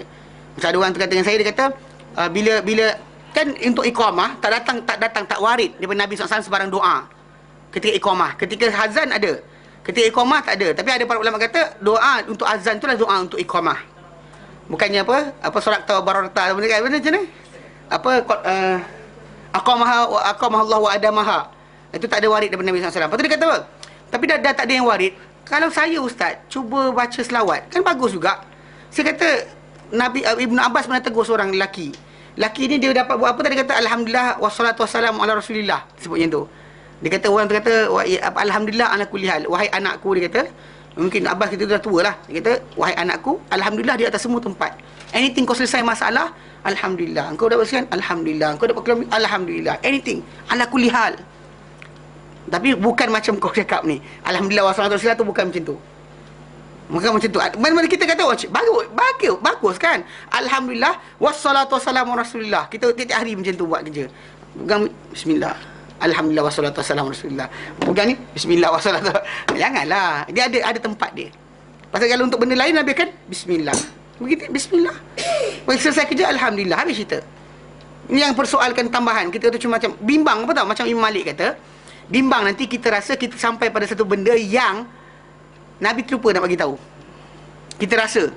Pasal benar jadi kes yang kita terangkan itu, Imam Malik dia pernah tegur seorang lelaki. Lelaki ni datang jumpa Imam Malik, dia kata apa? Wahai Imam, dia kata, aku nak berpakai ihram daripada kubur Nabi. Kubur Nabi. So Imam Malik kata jangan buat. Pasal Nabi SAW kan berpakai ihram di Zulhulaifah. Ataupun apa Bir Ali, orang kita sering panggil sekarang. Okey. Mikot kan. Jadi bila Nabi Imam Malik larang lelaki berkenaan, dia kata wahai imam, hanya beberapa batu saja, few miles aku kedepankan, apa masalah dia? Kan? Imam Malik kata jangan buat. Aku memang kat atas kau fitnah. Kalau ikut logik lelaki tu boleh kata Nabi tak pernah larang pun. Kan ayat dia boleh keluar apa? Nabi tak pernah larang. Nabi tak pernah sekat. Nabi tak ada kata kamu kena semua mikot sini. Nabi cuma kata jangan lepasi kawasan mikot ni tanpa ihram. Nabi tak kata kena kat sini juga. Mungkin kat sana boleh, kat situ boleh, kat sini boleh sebagainya. Logik akal Tapi Imam Malik kata aku memang kata kamu fitnah. Lelaki tu kata wahai imam, hanya beberapa batu saja aku kedepankan, aku extend. Takkanlah ada fitnah kat atas diri aku. Dia cakap yang tu. Lepas tu Imam Malik kata, aku bimbang kat atas kau ni fitnah, di mana kau merasakan kau telah sampai pada satu keputusan, satu pengetahuan, satu amal yang Nabi terlupa nak ajar kau. Nabi terlupa nak ajar kau pandai, kau bijak lagi. Ni yang kita kata la tuqaddimu baina yadayillahi wa rasulih, jangan kamu mandai mendahului di depan Allah Taala dan Rasulnya. Pasal kita kata benda tu restricted. Pasal benda ni adalah amal Islami yang kita kata datang dengan wahyu. So movement Nabi ke situ adalah wahyu. Nabi boleh pakai di rumah, apa tak boleh pakai di rumah. Tapi bila Nabi pakai di situ lah. Dia nak juga macam ada di kubur. Kau macam kita, ya Rasulullah kan ada orang nak keluar pergi jumpa Rasulullah, nak pergi buat apa? Macam gitulah kan. Nak pergi jumpa, nak pergi apa nama? Nak pergi menyaga ke, nak pergi keluar ke jauh, mak abah pergi dulu. Macam tu kan. Jadi dia agaknya dia kata dari kubur tu lagi bagus. Minta izin Rasulullah dulu, dia kata. Ikut akal dia. Tapi Imam Malik kata jangan buat. Jangan buat, dia kata. So macam tu kan, macam kes kita kata pembacaan-bacaan tertentu dan solat dan sebagainya kan. Kita jangan kita reka untuk kononnya macam daripada kosong baik. Tak ada baik. Kalau macam tu kita kata Islam ni akan semua ada inovasi. Kalau contoh macam sebelum kita kelas, insya-Allah semua bangun, kita Asmaul Husna dulu. Bangunlah semua. Nas'aluka ya man huwallah. Saya jumpa ada orang itu. Tak tahu dia kenapa suka buat yang tu. Dia suka buat. Saya hampir nak bawa datang ke sini. Tapi oleh kerana apa? Dia buat perangai macam tu, saya tak bagi. Dia tak bawa. Dia telefon, dia mesej, dia kata, "Ustaz, bila nak bawa datang yayasan?" Nantilah, saya kata. Tak jadi saya bawa. Sebab apa? Sebab dia perangai macam tu. Dia bangun-bangun pergi, "Ya nas'aluka ya manallahu alladhi", dia suruh orang semua bangun. Kan? Suruh bangun, suruh bernasyid dengan dia. Mana valid benda berkenaan? Kita datang belajar, kita selawat kat Rasulullah, kita puji Allah Ta'ala, ucapan kalam kita mula dengan berkenaan. Pujian kepada Allah Ta'ala, selawat kat Rasulullah, dan teruskanlah. Tak masalah dia. Hurmatul hajah tu yang dengan apa? Ya ayyuhallazina amanu taqullaha, kan? Dan itu sekali. Ya, kita kata benda tu kita buat dah habis cerita. Jadi datang orang dia sibuk pula nak tambah ini, tambah itu. Kenapa? Cukup lah, kan? Cukup. Lepas tu nanti ada orang kata macam, ini better daripada sekian. Tu jadi kes keluar selawat kemukaan tu. Selawat syifa lah, selawat fatih lah, selawat nariyah lah, selawat apa lagi, tafrijiyah lah, qadariyah lah, badadiyah, macam-macam benda. Kenapa? Sebab ni, sebab orang kata kalau daripada cakap biasa je, baikkan tambah sikit. So last sekali jadi amalan. Itu bahaya. Pasal benda tadi kalau ikutkan selawat terbaik adalah Nabi ajar. Dan Ibrahim itu yang Nabi ajar sendiri. Kalau itu yang Nabi ajar, itu yang terbaik. Tapi ada orang kata macam, tapi tibul qulub ni bagus juga. Habislah. Faham? So solat malam sebenarnya kita tak ada zikir munajat tambahan. Ni kadang-kadang orang tak buat sebab apa? Tak ada zikir munajat. Kemudian tak ada zikir. Aturan tu salah. So mana-mana masjid buat solat qiyam malam, qiyam Ramadan dan sebagainya, bila dia tentukan solat ini, solat itu dan sebagainya, dia salah. Pasal dia tak ada hak untuk menentukan mana solat apa, solat apa. Solat 2 rakaat lillahi ta'ala tu. Kemudian solat je. Pembacaan dia orang lain dengar. Dah itu saja. Bukannya berkenaan dengan tajuk apa solat yang kena, apa rakaat ni kena baca apa dan sebagainya. Tak ada. Tak ada tambahan, tidak ada inovasi di situ. Zikir munajat dan sebagainya. Ini kadang menangis. Lepas tu balik esok bukan tak sunnah juga. Kan? Tak. Solat tasbih datang dalil dan Sunan Tirmizi dan lain. Tapi hadis datang solat tasbih ni dipercanggahkan oleh para ulama. Tu je. Ada ulama kata hasan, ada ulama kata dhaif. Kan bahkan sebahagian para ulama dhaifkan. Syekh Albani hasankan hadis ni. Syekh Albani, Nasruddin Albani hasankan hadis ni. Tapi namun begitu yang kita perhatikan balik, yang bentuk yang umum yang Aisyah ceritakan tu lebih afdal kita utamakan. Pasal yang ni kita kata tambahnya 8 rakaat tu tak dan buat lagi. 8 11 rakaat tu buat tu dulu. Dan lepas dah settle yang tu, we'll try kita fikir. Yang ni nak buat ke tidak. Faham? Ini kadang-kadang bercanggah pula. Nak apa baca 15, 10, 10, 10. Kau terlupa ustaz macam mana? Dia macam tu pula pening kepala. Better sembahyang biasa. Daripada mendatangkan was-was dan sebagainya.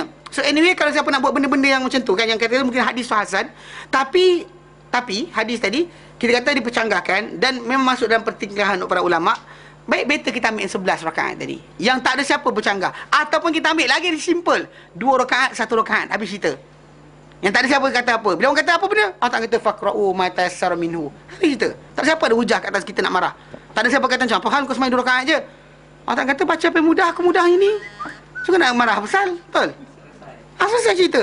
Ini kau tak pentas ketelagah dengan orang. Yang pening kepalanya kita pula tak takut-takut. Kenapa? Allah Ta'ala bagikan apa yang mudah untuknya, untuk kamu daripadanya. Baca yang mudah lah. Jangan peningkan kepala. Faham? Jangan kita peningkan kepala dengan benda-benda yang tak tentu ni. Ambil yang wajib je. Ambil yang mudah. Ambil yang banyak. Ambil yang jumhur para ulama di kalangan para sahabat. Fatwa di kalangan para ulama yang jumhur. Jangan ambil yang cabang-cabang ni. Yang cabang-cabang ni kita kata menyusahkan kita je. Yang tak penting pun. Tak jadi wali kita dengan benda tu. Faham? Nak jadi wali jaga mak bapak lagi elok. Sibuk nak jadi wali ni kan. Ada orang jaga wali je. Kalau rasa pun, kalau boleh, kalau tidak pun apa, maafkan orang setiap malam. Boleh dikasih Allah Ta'ala. Jadi ada syurga straight. Itu tak nak buat lagi kan. Tak darat. Maafkan orang setiap malam. Tidur tu kan, ya Allah ampunkanlah semua orang jahat pada aku, dia kata. Kan, buat try, buat seminggu lah.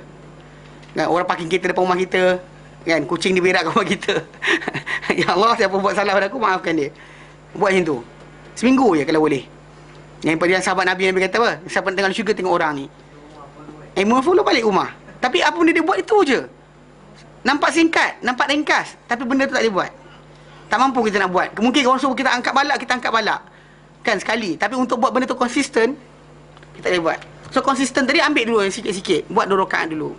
Jangan buat 2 8. Jangan buat 8. Buat terus 8, besok lusa tak nak buat dah. Buat 2 dulu. Buat 2 dulu, kemudian 3 tambah Tambah jadi witir, buat witir dulu. Kemudian dah boleh upgrade sikit, tambah 4. Tambah 4. 4, 3. Kalau dah boleh sikit, tambah lagi. Habis start dengan 2 dulu. Start 2 dulu. Ya Allah, aku mampu ni je. Allahu Akbar. Dah sudah. Kan? Kalau ulang qul huwallahu pun tak ada masalah. Faham Wa qawluhu, dan firman Allah lepas tu. Wa aqridullaha qardan hasana. Allah Ta'ala kata pada tu, aqimus solat wa atuz zakah, dirikan solat, tunaikan zakat. Okey. Dia kata wa aqridullaha qardan hasana, dan pinjamkanlah kepada Allah Ta'ala dengan pinjaman yang baik. Pinjamkan kepada Allah Ta'ala dengan pinjaman yang baik. Allah Ta'ala, ini qardun hasan. Okey. Kerana apa? Yakni minas sadaqat, yang termasuk daripada kalangan daripada sedekah. Daripada ulama terangkan qardun hasan ni adalah di mana orang tu letakkan harta pada seorang, dia bagi, kemudian dia kata pinjamlah, tak ada masalah. Kalau ada duit pulang, tak ada duit tak apa. Kalau ada duit pulanglah, kalau tak ada pun tak apa. Ini qardun hasan dipanggil. Itu sebab kenapa bank-bank kat dunia ni yang kata bank Islam tak dikira bank Islam. Sebab dia tak ada qardun hasan. Pasal dalam Islam kita kata kalau betul kita nak bantu, memang kita tak, kadang ada manusia ni memang betul duit dia banyak sangat. Kan? Dia boleh main-main campak-campak macam tu je duit dia. Kan? Yang dia campak sini, bukan campak tu bukan seposen tau. Dia campak 10,000 kat sini, campak sekian 1,000 kat sini, saham bodoh-bodoh dia masukkan, dia boleh buat macam tu. Mereka dia buat, nak bagi pinjam pada orang tak ada masalah. Dia takkan miskin pun. Ada orang kalau dia bagi pinjam pada orang dia miskin. Kau orang datang minta tolong kan. Ada tak duit, abang tak duit lah macam ni. Dia bagi duit kan. Lepas tu tak ada, RM50 je dalam poket dia. Ada? Ataupun kadang-kadang RM5 je. Ada? Dia bagi orang pinjam, duit dia tak ada langsung. Ada orang, dia bagi pinjam pada orang, dalam dia duit dia banyak lagi. Tak luak langsung. Tak luak langsung, okey. Orang yang macam ni, di dalam Islam, dia diberikan Allah Ta'ala peluang untuk mencapai kedudukan yang terbaik. Iaitu cara dengan apa? Memberikan pinjaman pada orang yang pinjaman qardun hasan dipanggil. Qardun hasan ni adalah qardun pinjaman yang kalau boleh pulang-pulang, tak boleh pulang, tak ada masalah. Pasal manusia tahu, pasal dia pinjam bukan pada manusia tu sendiri, kepada Allah Ta'ala. Atas nama Allah Ta'ala aku bagi pinjam pada engkau. Yang pinjam kena faham lah. Pasal apa? Kalau dia tak bayar pun Allah Ta'ala akan tuntutkan. Maksudnya kalau dia kata kalau boleh tak ada, sudah. Tapi di atas dia tadi, kemurahan hati dia kata macam tu, Allah Ta'ala akan bantu. Banyak macam saya kata lah, macam kadang-kadang orang kata tak logik juga benda macam ni. Tapi saya jumpa kawan saya dulu dekat Sudan tu, dia buat 2 orang dia bagi ke 3 orang, 4 orang dia bagi pinjam macam tu. Kalau ada pulang balik, tak ada tak apa, dapat balik duit tu. Allah Ta'ala pulangkan balik. Dengan orang Yaman tak kenal, bukan adik-beradik dia pun dapat balik. Ustaz, kenapa Allah pakai the phrase pinjaman kepada Allah? Sebab the praise is actually Allah Ta'ala tak perlukan. Yelah. Tapi kerana Allah maksud dia. Pasal kalau dia kata orang tu bagi pinjam, ada orang bagi pinjam, saya macam akak dengan saya. Saya nak satu benda dengan akak. Saya pinjam pada akak barang. Something. Pinjaman tu saya bagi pada akak bukan kerana Allah Ta'ala. Tapi maybe I'm hoping that someday you will balas balik. Return the favor to me. Itu bukan qardun hasan. Qardun hasan ni adalah keadaan di mana orang tu bagi pinjam, kalau ada tak ada sudah. Lillah, kerana Allah. Sedangkan pasal kita kata pasal kita ni semuanya iyalullah. Manusia di keliling kita ni adalah apa? Tanggungan Allah Ta'ala. Orang yang terbaik adalah orang yang membuat baik pada tanggungan Allah Ta'ala. Mana siapa kalau kita tolong orang ni, soalnya kita tolong orang yang menanggung, ditanggung oleh Allah Subhanahu Wa Ta'ala. Bukannya benda tu kita kata mudah-mudah. Pinjaman kepada Allah ni maknanya pinjaman kerana Allah. Ya, saya. Okay. Maksudnya kita bagi, tapi benda tu sebenarnya kalau ikutkan sebenar, harta tu milik siapa? Takkan orang kafir kata Allah miskin. Tak, bukan. Sebab apa? Bukan. Tak macam ni. Tak ada. Benda tadi Allah Ta'ala tak pernah miskin. Bahkan dia bagi pada kita peluang pahala dan ganjaran di situ. Pasal Allah Ta'ala bila dia kata pinjamkan, macam Allah Ta'ala kata apa innallaha yubayyu ishtara minal mu'minin. Allah Ta'ala beli daripada orang beriman. Contoh macam dalam Al-Quran Tak tahu orang Quraisy. tak ada kejap. Allah Ta'ala nak beli daripada orang beriman, semua benda milik Allah Ta'ala sebenarnya. Mana benda Allah Ta'ala itu ni? Contoh dalam surah At-Taubah 111. Dan ayat berkenaan Allah Ta'ala nyatakan, a'udzubillahi minasyaitonirrajim. Innallaha ishtara minal mu'minina anfusahum. Sungguh Allah Ta'ala membeli daripada orang beriman diri-diri mereka, jiwa mereka. Wa amwalahum, Allah Ta'ala beli harta mereka. Dengan apa? Dengan balasan bi annalahumul jannah, untuk mereka ni syurga. Macam cara dia? Yuqatiluna fi sabilillah, mereka berperang di jalan Allah Ta'ala. Fayaqtuluna wa yuqtalun, lalu mereka membunuh dan mereka dibunuh. Wa'dan alaihi haqqa, ini adalah janji Allah Ta'ala, hak, benar. Di mana? Fit Taurat, dalam Taurat. Wal Injil, dalam Injil. Wal Quran, dalam Quran. Wa man awfa bi ahdihi min Allah, siapakah yang lebih menunaikan terhadap janji banding Allah Ta'ala? Fastabshiru bi bai'ikum alladhi bay'atum bih. Maka bergembiralah kamu dengan jualan kamu yang kamu jual dengannya, menjual dengan Allah Taala dengannya. Wa dzalika huwal fawzul azim. Itulah kejayaan yang paling agung. Anyway, ayat ini Allah Taala beli pada kita benda yang dia bagi semua kita. Kan milik dia semua sekali, asal dia nak beli pula. Kita pula hebat. Kan dia bagi kita semua sekali, kita pula nak kena jual beli. Tapi ini maksud dia Allah Taala gunakan lafaz ini untuk beritahu kepada kita, benda kita buat tu tadi bukanlah benda yang dia akan let go macam tu je. Walaupun benda tu milik dia, tapi dia ambil. Macam ni lah, akak ada anak. Akak bagi anak akak duit simpanan dalam bank. Akak letak duit tu. Dan duit tu RM10,000. Satu hari akak ada masalah, duit kurang. Lepas tu akak kata badan akak, pinjamkan mak RM1,000. Lepas tu anak akak pun keluarkan balik. Duit tu sebenarnya duit siapa? Duit akak kan?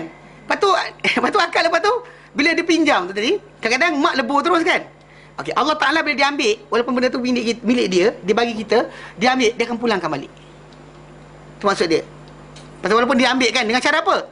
Infakkan ke sini, bayar ke sini, guna ke sini. Bila kita guna pada ke situ, ke tempat-tempat yang disuruh oleh Allah Taala, maka dikira di situ Allah Taala akan pulang balik pada kita. Mana ada pada free? Anything kita infakkan. Ini minyak kereta kita datang sini, kan? Dengan harga kita kena minum air dan sebagainya, datang belajar, semua tu Allah akan balas balik. Tak ada benda yang kosong. Anything keluar dari poket kita untuk datang buat kerja baik lillahi ta'ala, Allah Ta'ala akan pulangkan balik pada kita. Tak ada satu benda kan. Maksudnya Allah Ta'ala pinjam ke apa? Macam tu, macam pinjam, tapi bukan pinjaman. Benda tu dia bagi kita. Macam tadi lah akak bagi anak akak duit.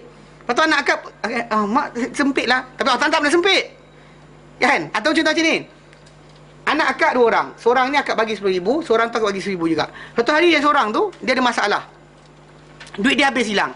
Akak kata pada dia, bagi pada yang tu. Nanti kalau tu, nanti mak pulangkan balik. Bila sekarang ni anak tu akan bagi pada adik dia, si abang bagi pada adik dia. Sebab apa? Sebab siapa suruh? Sebab mak suruh. Tapi yang jadi penjamin siapa? Mak dia dah. Macam tu masalah bila Allah Ta'ala kata, Allah Ta'ala suruh berikan pinjaman yang baik. Itu maksud dia apa?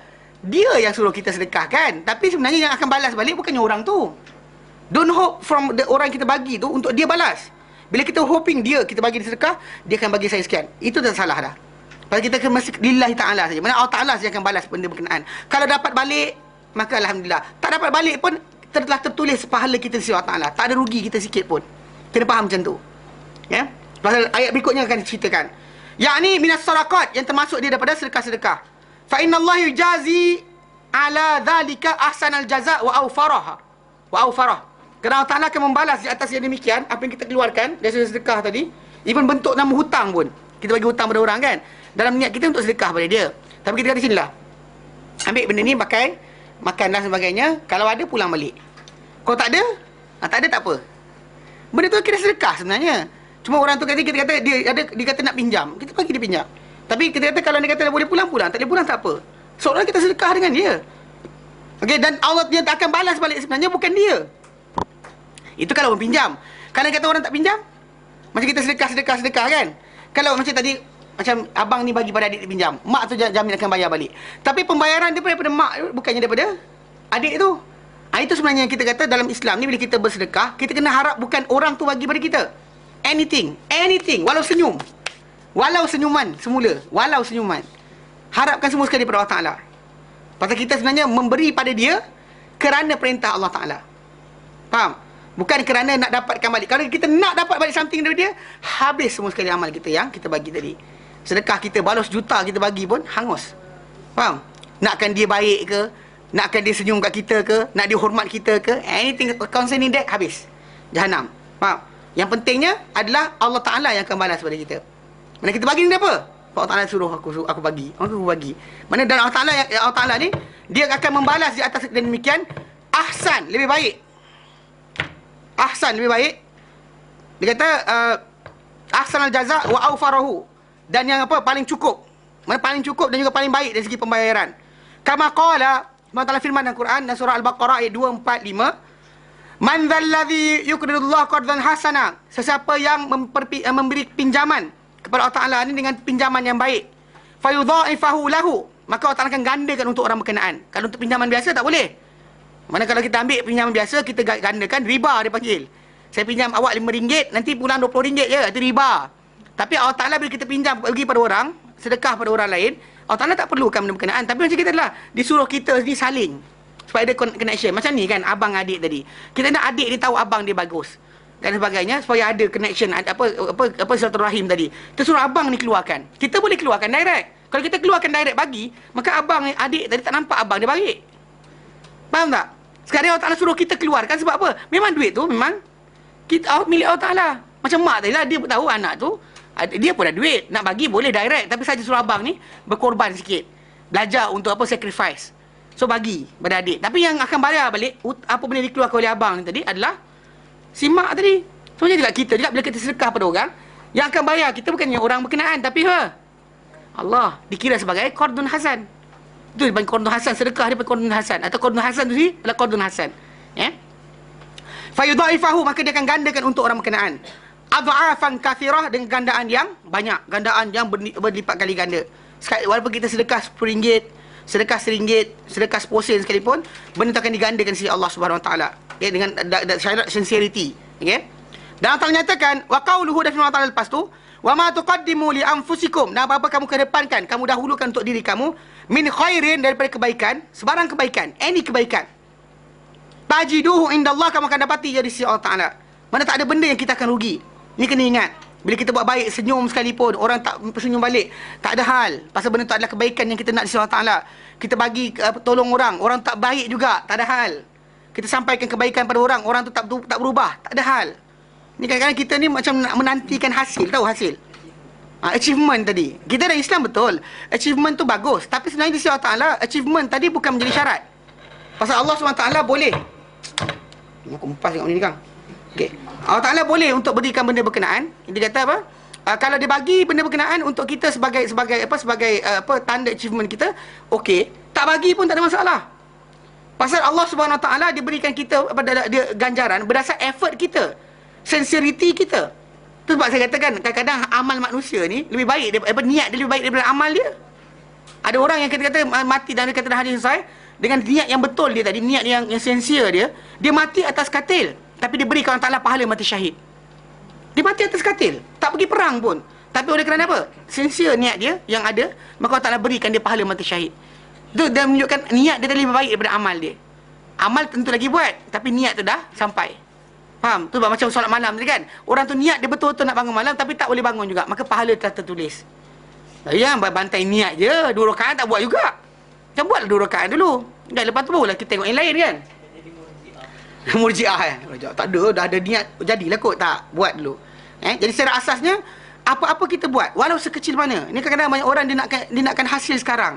Dan kita doa, hasil sekarang bukan benda utama. Pasal apa-apa kita buat, ya akhirat itulah yang utama, bukan dunia. Dapat, tak dapat kat dunia ni tak ada hal. Kita baik, tapi tak kaya, tak ada hal. Kita buat baik, tapi tak ada orang sayang, tak ada hal. Dengan para anbiya, Ibrahim AS keluar daripada negeri dia, seorang-seorang. Berdua dengan isteri dia je. Tak ada orang sayang dengan dia. Baik dia, tapi tak ada dapat apa-apa. Tapi Allah Ta'ala tak pernah sia-siakan kehidupan dia. Faham tak? Tak ada benda sia-sia. Semua dia dapat kebaikan dari Allah Ta'ala. Pasal dia tahu bahawa Allah Ta'ala tidak akan menzalimi dia. So umat Islam kena faham macam tu. Apa-apa kita kedepankan dari kebaikan, kita akan dapati dari akhirat nanti. Walau sedikit, walau 1 biji kuih, walau seteguk air, walau redup kan, kita tanam pokok kan, orang nak berteduh kat pokok berkenaan, walau satu kecil benda macam tu. Kena belajar macam tu. Belajar jangan berkira. Ni berkira sangat tak boleh. Buat berkebaikan tu jangan berkira. Ya Kak?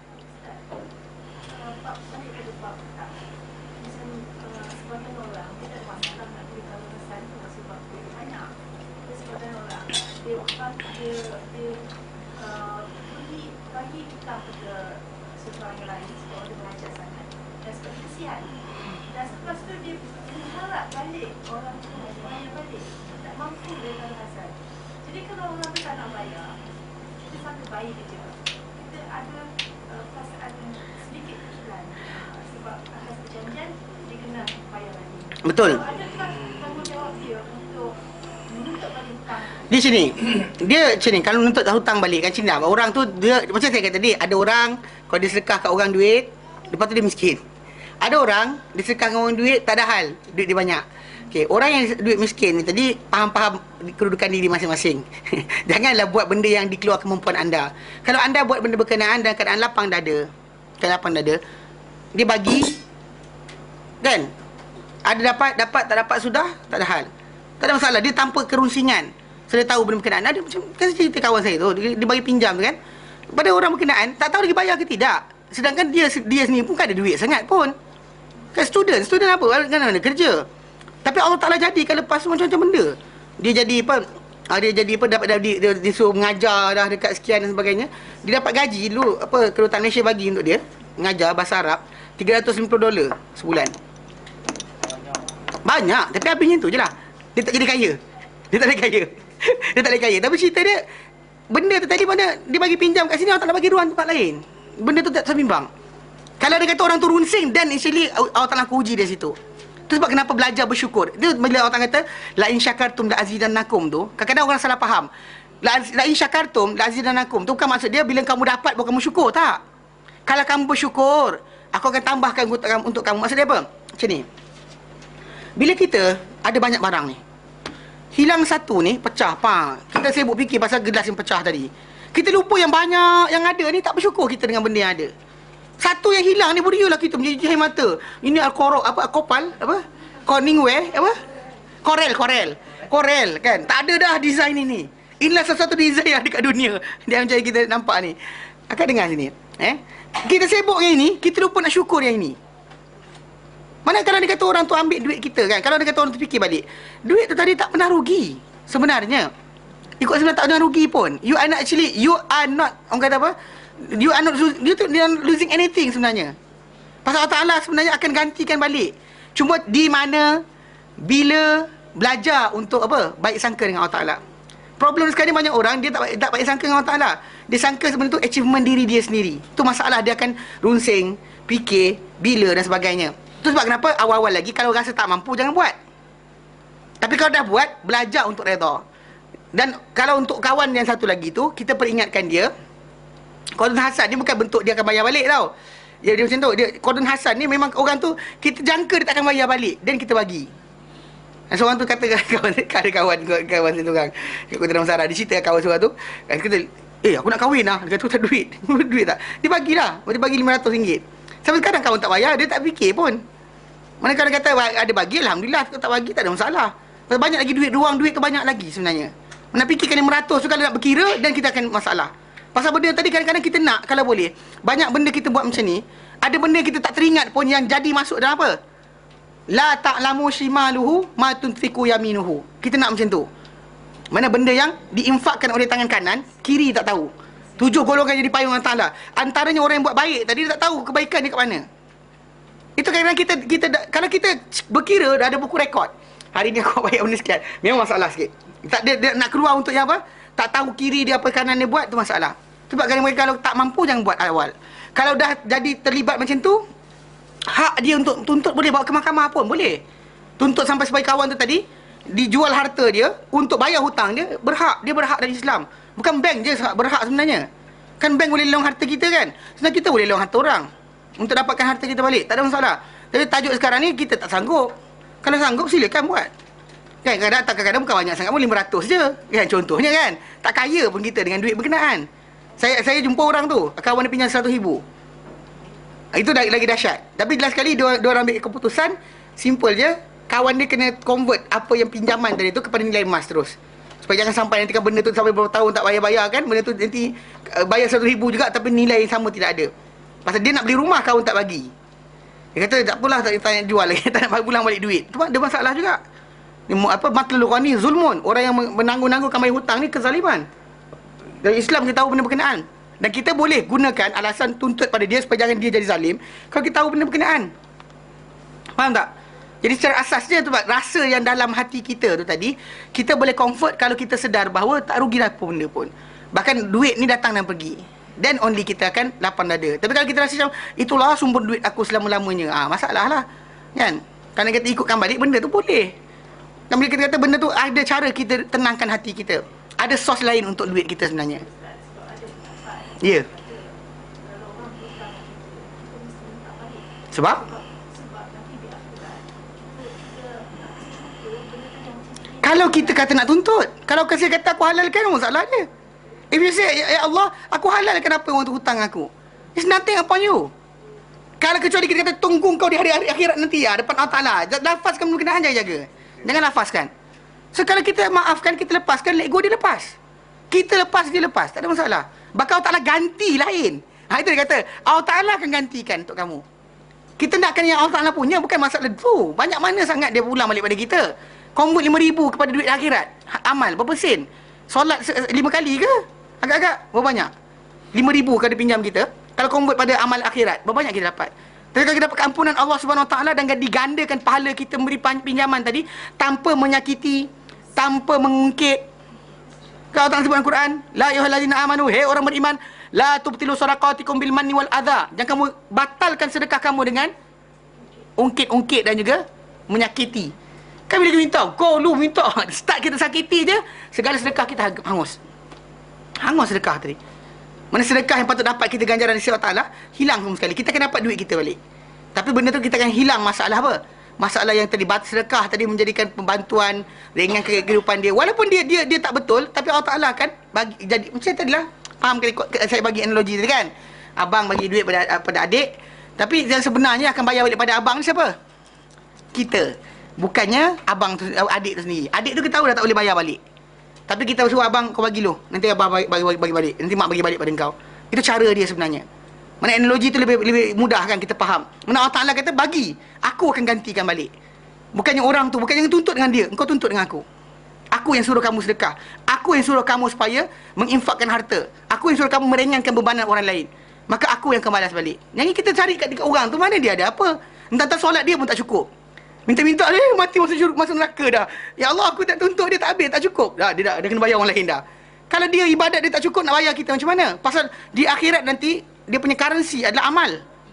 Kalau amal tu memang orang yang orang yang muflis. Sebelum kita dah minta dah muflis. Rugi tak kita nak tuntut benda berkenaan? Rugi. Dan better kita minta biar Allah Ta'ala yang bayar. Faham? Tuntut dengan manusia ni rugi. Mana tak ada untung. Dan makanya orang yang kena tadi kes muflis tadi, orang tu Allah Ta'ala kenakan dia.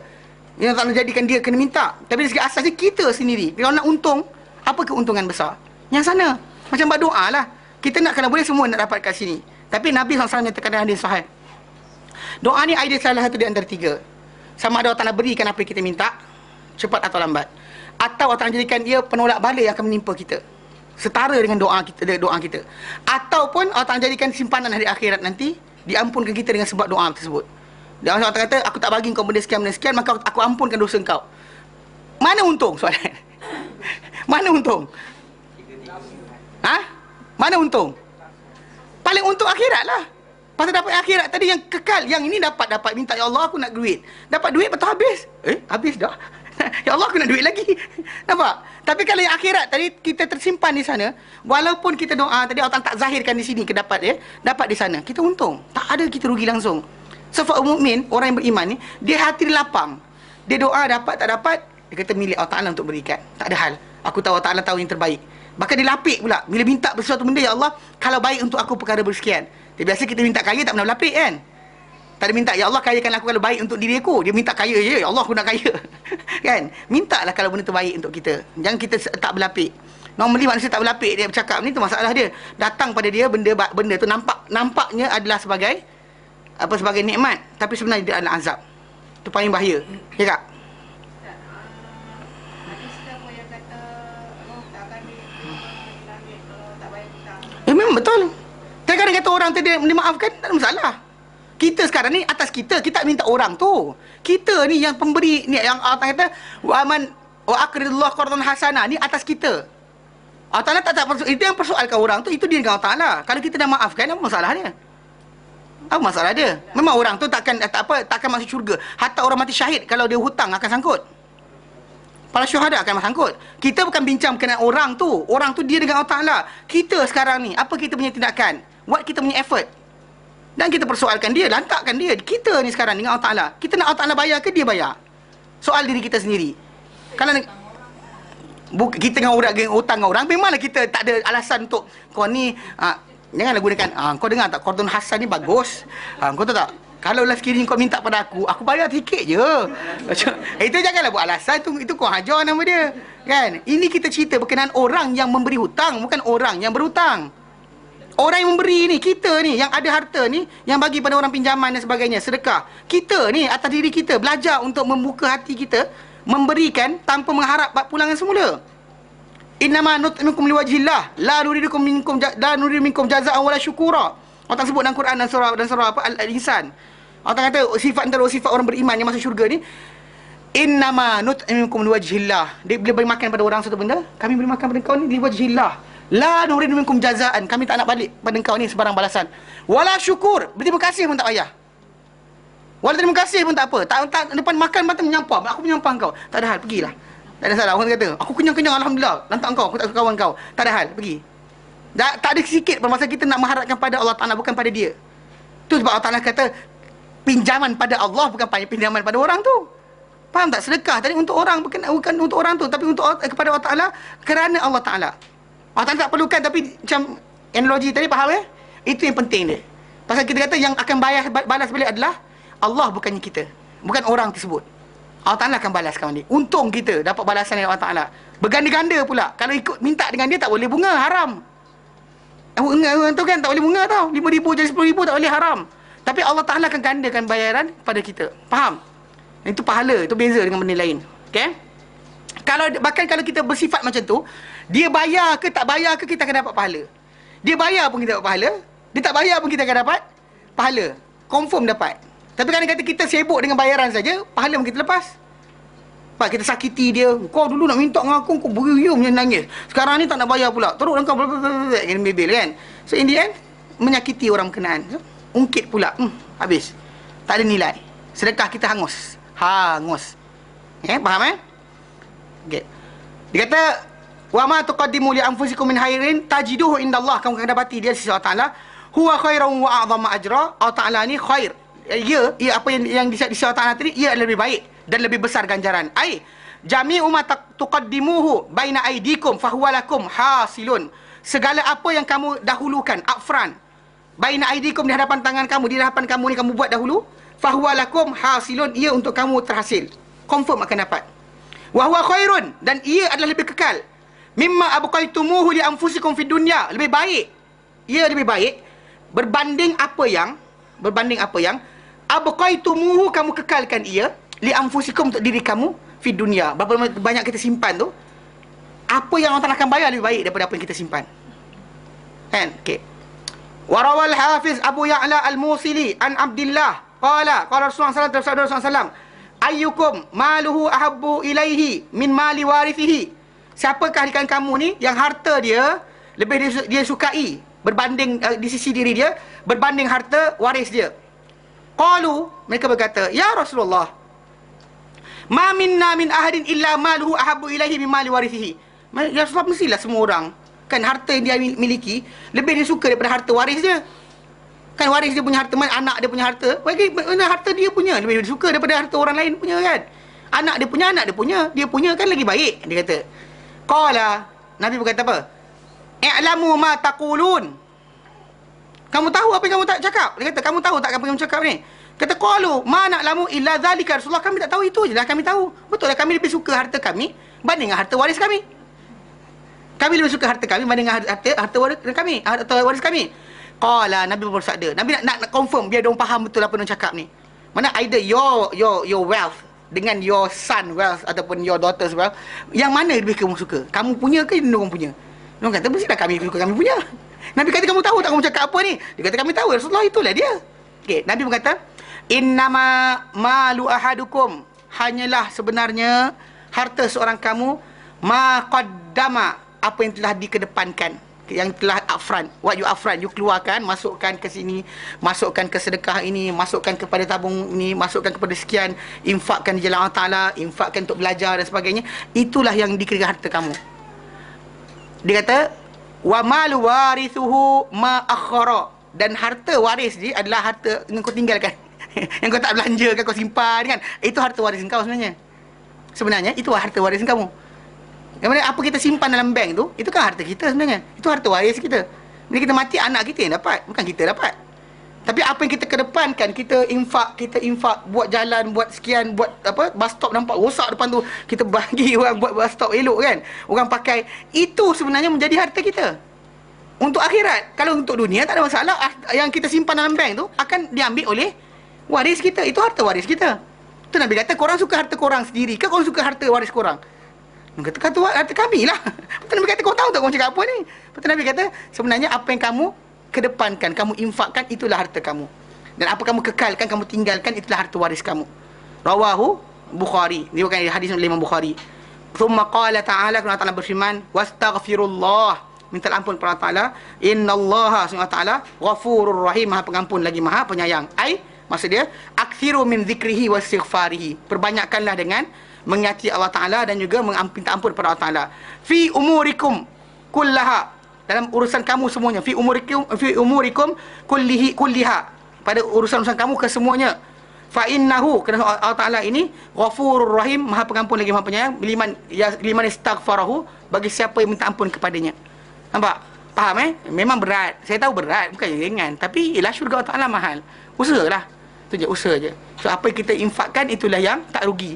Apa yang hilang orang curi pun tak rugi. Sebenarnya orang curi kan harta kita, kita tak rugi.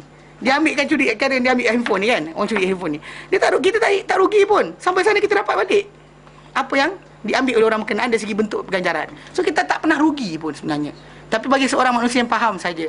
Bagi orang tak faham, semua nangis, handphone hilang, nangis, basikal hilang, nangis. Semua dia nangis. Dia lupa sebenarnya benda tu tak apa. Kekalkan sebagai simpanan di sana nanti.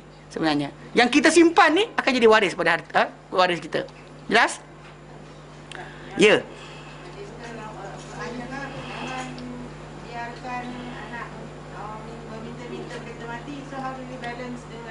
Macam ni cerita dia. Tak ada simpanan untuk anak. Simpanan untuk anak. Kita tengok juga macam mana. Macam kisah yang berlaku pada Sa'ad bin Waqqas. Sa'ad bin Waqqas, kisah tu hadis Nabi SAW. Bila dia ni, dia ada harta, dia nak mati. Ni lafaz dia ketika mana dia buat benda dia. Ketika dia nak mati. Dan ketika nak mati tu, dia tengah nazak tu, dia macam nak mati, tapi tak mati pula tu masalahnya. Dia tak mati. Dia pun kata Rasulullah, dia kata, Rasulullah, semua harta aku milik aku infak fi sabilillah, aku nak sedekahkan. Dan dia yang dimaksudkan dengan dia orang-orang macam ni, bila dia ada anak perempuan dan sebagainya. Kalau dia kata anak lelaki dia hidup, ada harta dan sebagainya, apa masalah dia? Dan maka dia tak, Nabi kata dengan dia kan, bila Nabi kata pada dia, itu dalam masalah perwaris. Ini masalah apa tau? Masalah nazak nak mati, orang tu kata-kata dia dikira sebagai apa? Wasiat. Wasiat.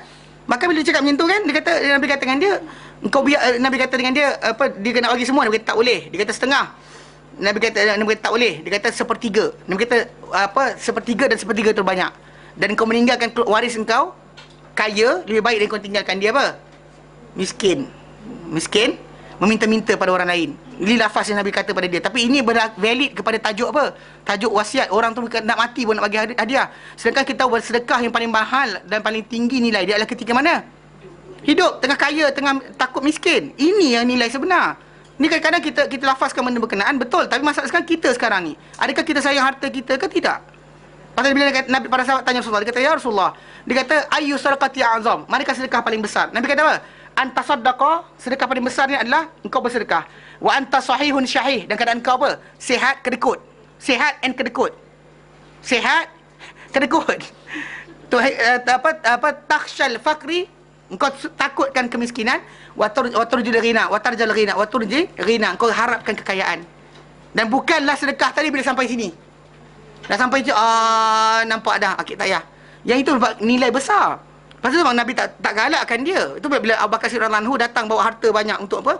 Untuk jihad fisabilillah. Nabi kata kau tinggalkan apa untuk keluarga kau? Dia kata Allah dan Rasulnya. Nabi tak kata macam batal balik. Nabi tak kata batal balik pada dia. Pasal dia buat benda berkenaan tengah nak kaya sebenarnya. Dan maka bila balik peperangan dapat harta ghanimah, dia balik kekayaan dia. Tak ada masalah. So konsep sebenarnya maksud dia katakan sekarang ni kita sayang harta ke tidak? Tu Nabi kata kamu sayang harta kamu ke sayang harta waris kamu? Dia kata sayang waris harta kami lah. Kan? Dia kata apa kamu simpan tu harta waris kamu. Kadang-kadang anak-anak kita dah achievement dah ada dan sebagainya. Semua kaya boleh cari harta sendiri. Ini ayat yang pernah keluar daripada salah seorang, bapa saya sendirilah, dia kata apa? Dia kata aku dah bagi kamu pelajaran, dia kata. Okey, pasal anak ramai 40 orang. Kau nak belikan rumah tu anak pertama. Anak kedua dia beli apa? Tak mati orang tua tu. Dah lah ada harta tak banyak kan, anak 40 orang. So dia kata aku dah bagi pelajaran, dia kata. Harta cari sendiri. Kan? Simple. Harta cari sendiri. Dah achievement dapat apa 8A, 9A, belajar daripada universiti. Takkan tak boleh cari kerja sendiri. Dia boleh dapatkan harta, apa rezeki dan sebagainya. Jangan bimbang. Yang penting sekali kita, soalan sekali, kita nak apa kita siapkan untuk hari akhirat. Kalau kita simpan sikit portion kecil untuk dia, tak ada masalah. Yang penting sekali kita sekarang ni apa kita simpan untuk diri kita dari akhirat nanti. Jangan kita sibuk dengan dunia ni, kita tahan kod banyak kod ni. Kod jadi macam ni. Last kali apa? Dekat sana tak ada simpanan langsung. Semua last kali hancur. Pergi terbalik mengalir kepada anak-anak kita saja. Tapi anak-anak kita tak lupa nak doakan kita, tak lupa untuk bersedekah bagi pihak kita. Masalah. Maka itu kena faham bahawa ini kita nilai sebenar bagi manusia yang tadi. Kalau dia kata dia dah tak boleh bangun malam tak boleh bangun malam dah kan. Orang tak boleh bangun malam setiap malam, tak boleh, tak ada hal. Maka dirikanlah solat, tunaikanlah zakat, dan apa, berilah pinjaman, pertolongan pinjaman yang baik. Ni orang tak nak bagi contoh. Kalau kamu tak boleh bangun malam, tak ada, tak ada hal. Ini jalan lain. Ini dia ada choices. Ini choice lain ni. Tak boleh bangun malam, okay, tak ada hal. Ni solat, zakat, okay, fine. Ni aqridullah qardan hasan. Dan apa-apa kita buat, kita akan dapat di sisi Allah Ta'ala. Ini Allah Ta'ala berikan penekanan. Maksud dia, ini kita kata benda lain yang kita option bagi orang yang tak larat sangat bangun malam. Maka buatlah. Kalau ini pun tak boleh buat juga, nak selamat macam mana agak? Macam mana nak selamat? Kalau kata ini, Allah Ta'ala bagi suruh bangun malam, tak boleh. Allah Ta'ala sikitkan sikit, tak boleh. Okey, sekarang Allah Ta'ala bagi. Ini option dia. Option terakhir Allah Ta'ala bagi, aqimus salah wa atuz zakah wa aqridullah qardan hasanah. Dan ketahuilah, wa ma tuqaddimu li anfusikum min khairin tajidunahu Allah. Apa-apa kamu kedepankan upfront for yourself di dunia ini, maka kamu akan dapati di sisi Allah Ta'ala di hari kiamat nanti. Dan ia benda yang kamu kedepankan tadi khairan, lebih baik, wa azam ajran, lebih besar daripada ganjaran. Jelas? Jelas Baik, insya-Allah kita berhenti kat sini dan kita habiskan dah alhamdulillah surah Al-Muzammil, dan kita akan masuk insya-Allah pada surah Mudaththir. Surah Mudaththir atau surah yang dikatakan kedua turun selepas daripada suratul Alaq. Yang kita akan bincang insya-Allah pada minggu yang akan datang. Wallahu taala alam wa sallallahu ala sayyidina Muhammad wa sallam alhamdulillahi alamin. Subhanallah, anta astaghfiruka wa atubu ilaik. Assalamualaikum warahmatullahi taala wabarakatuh.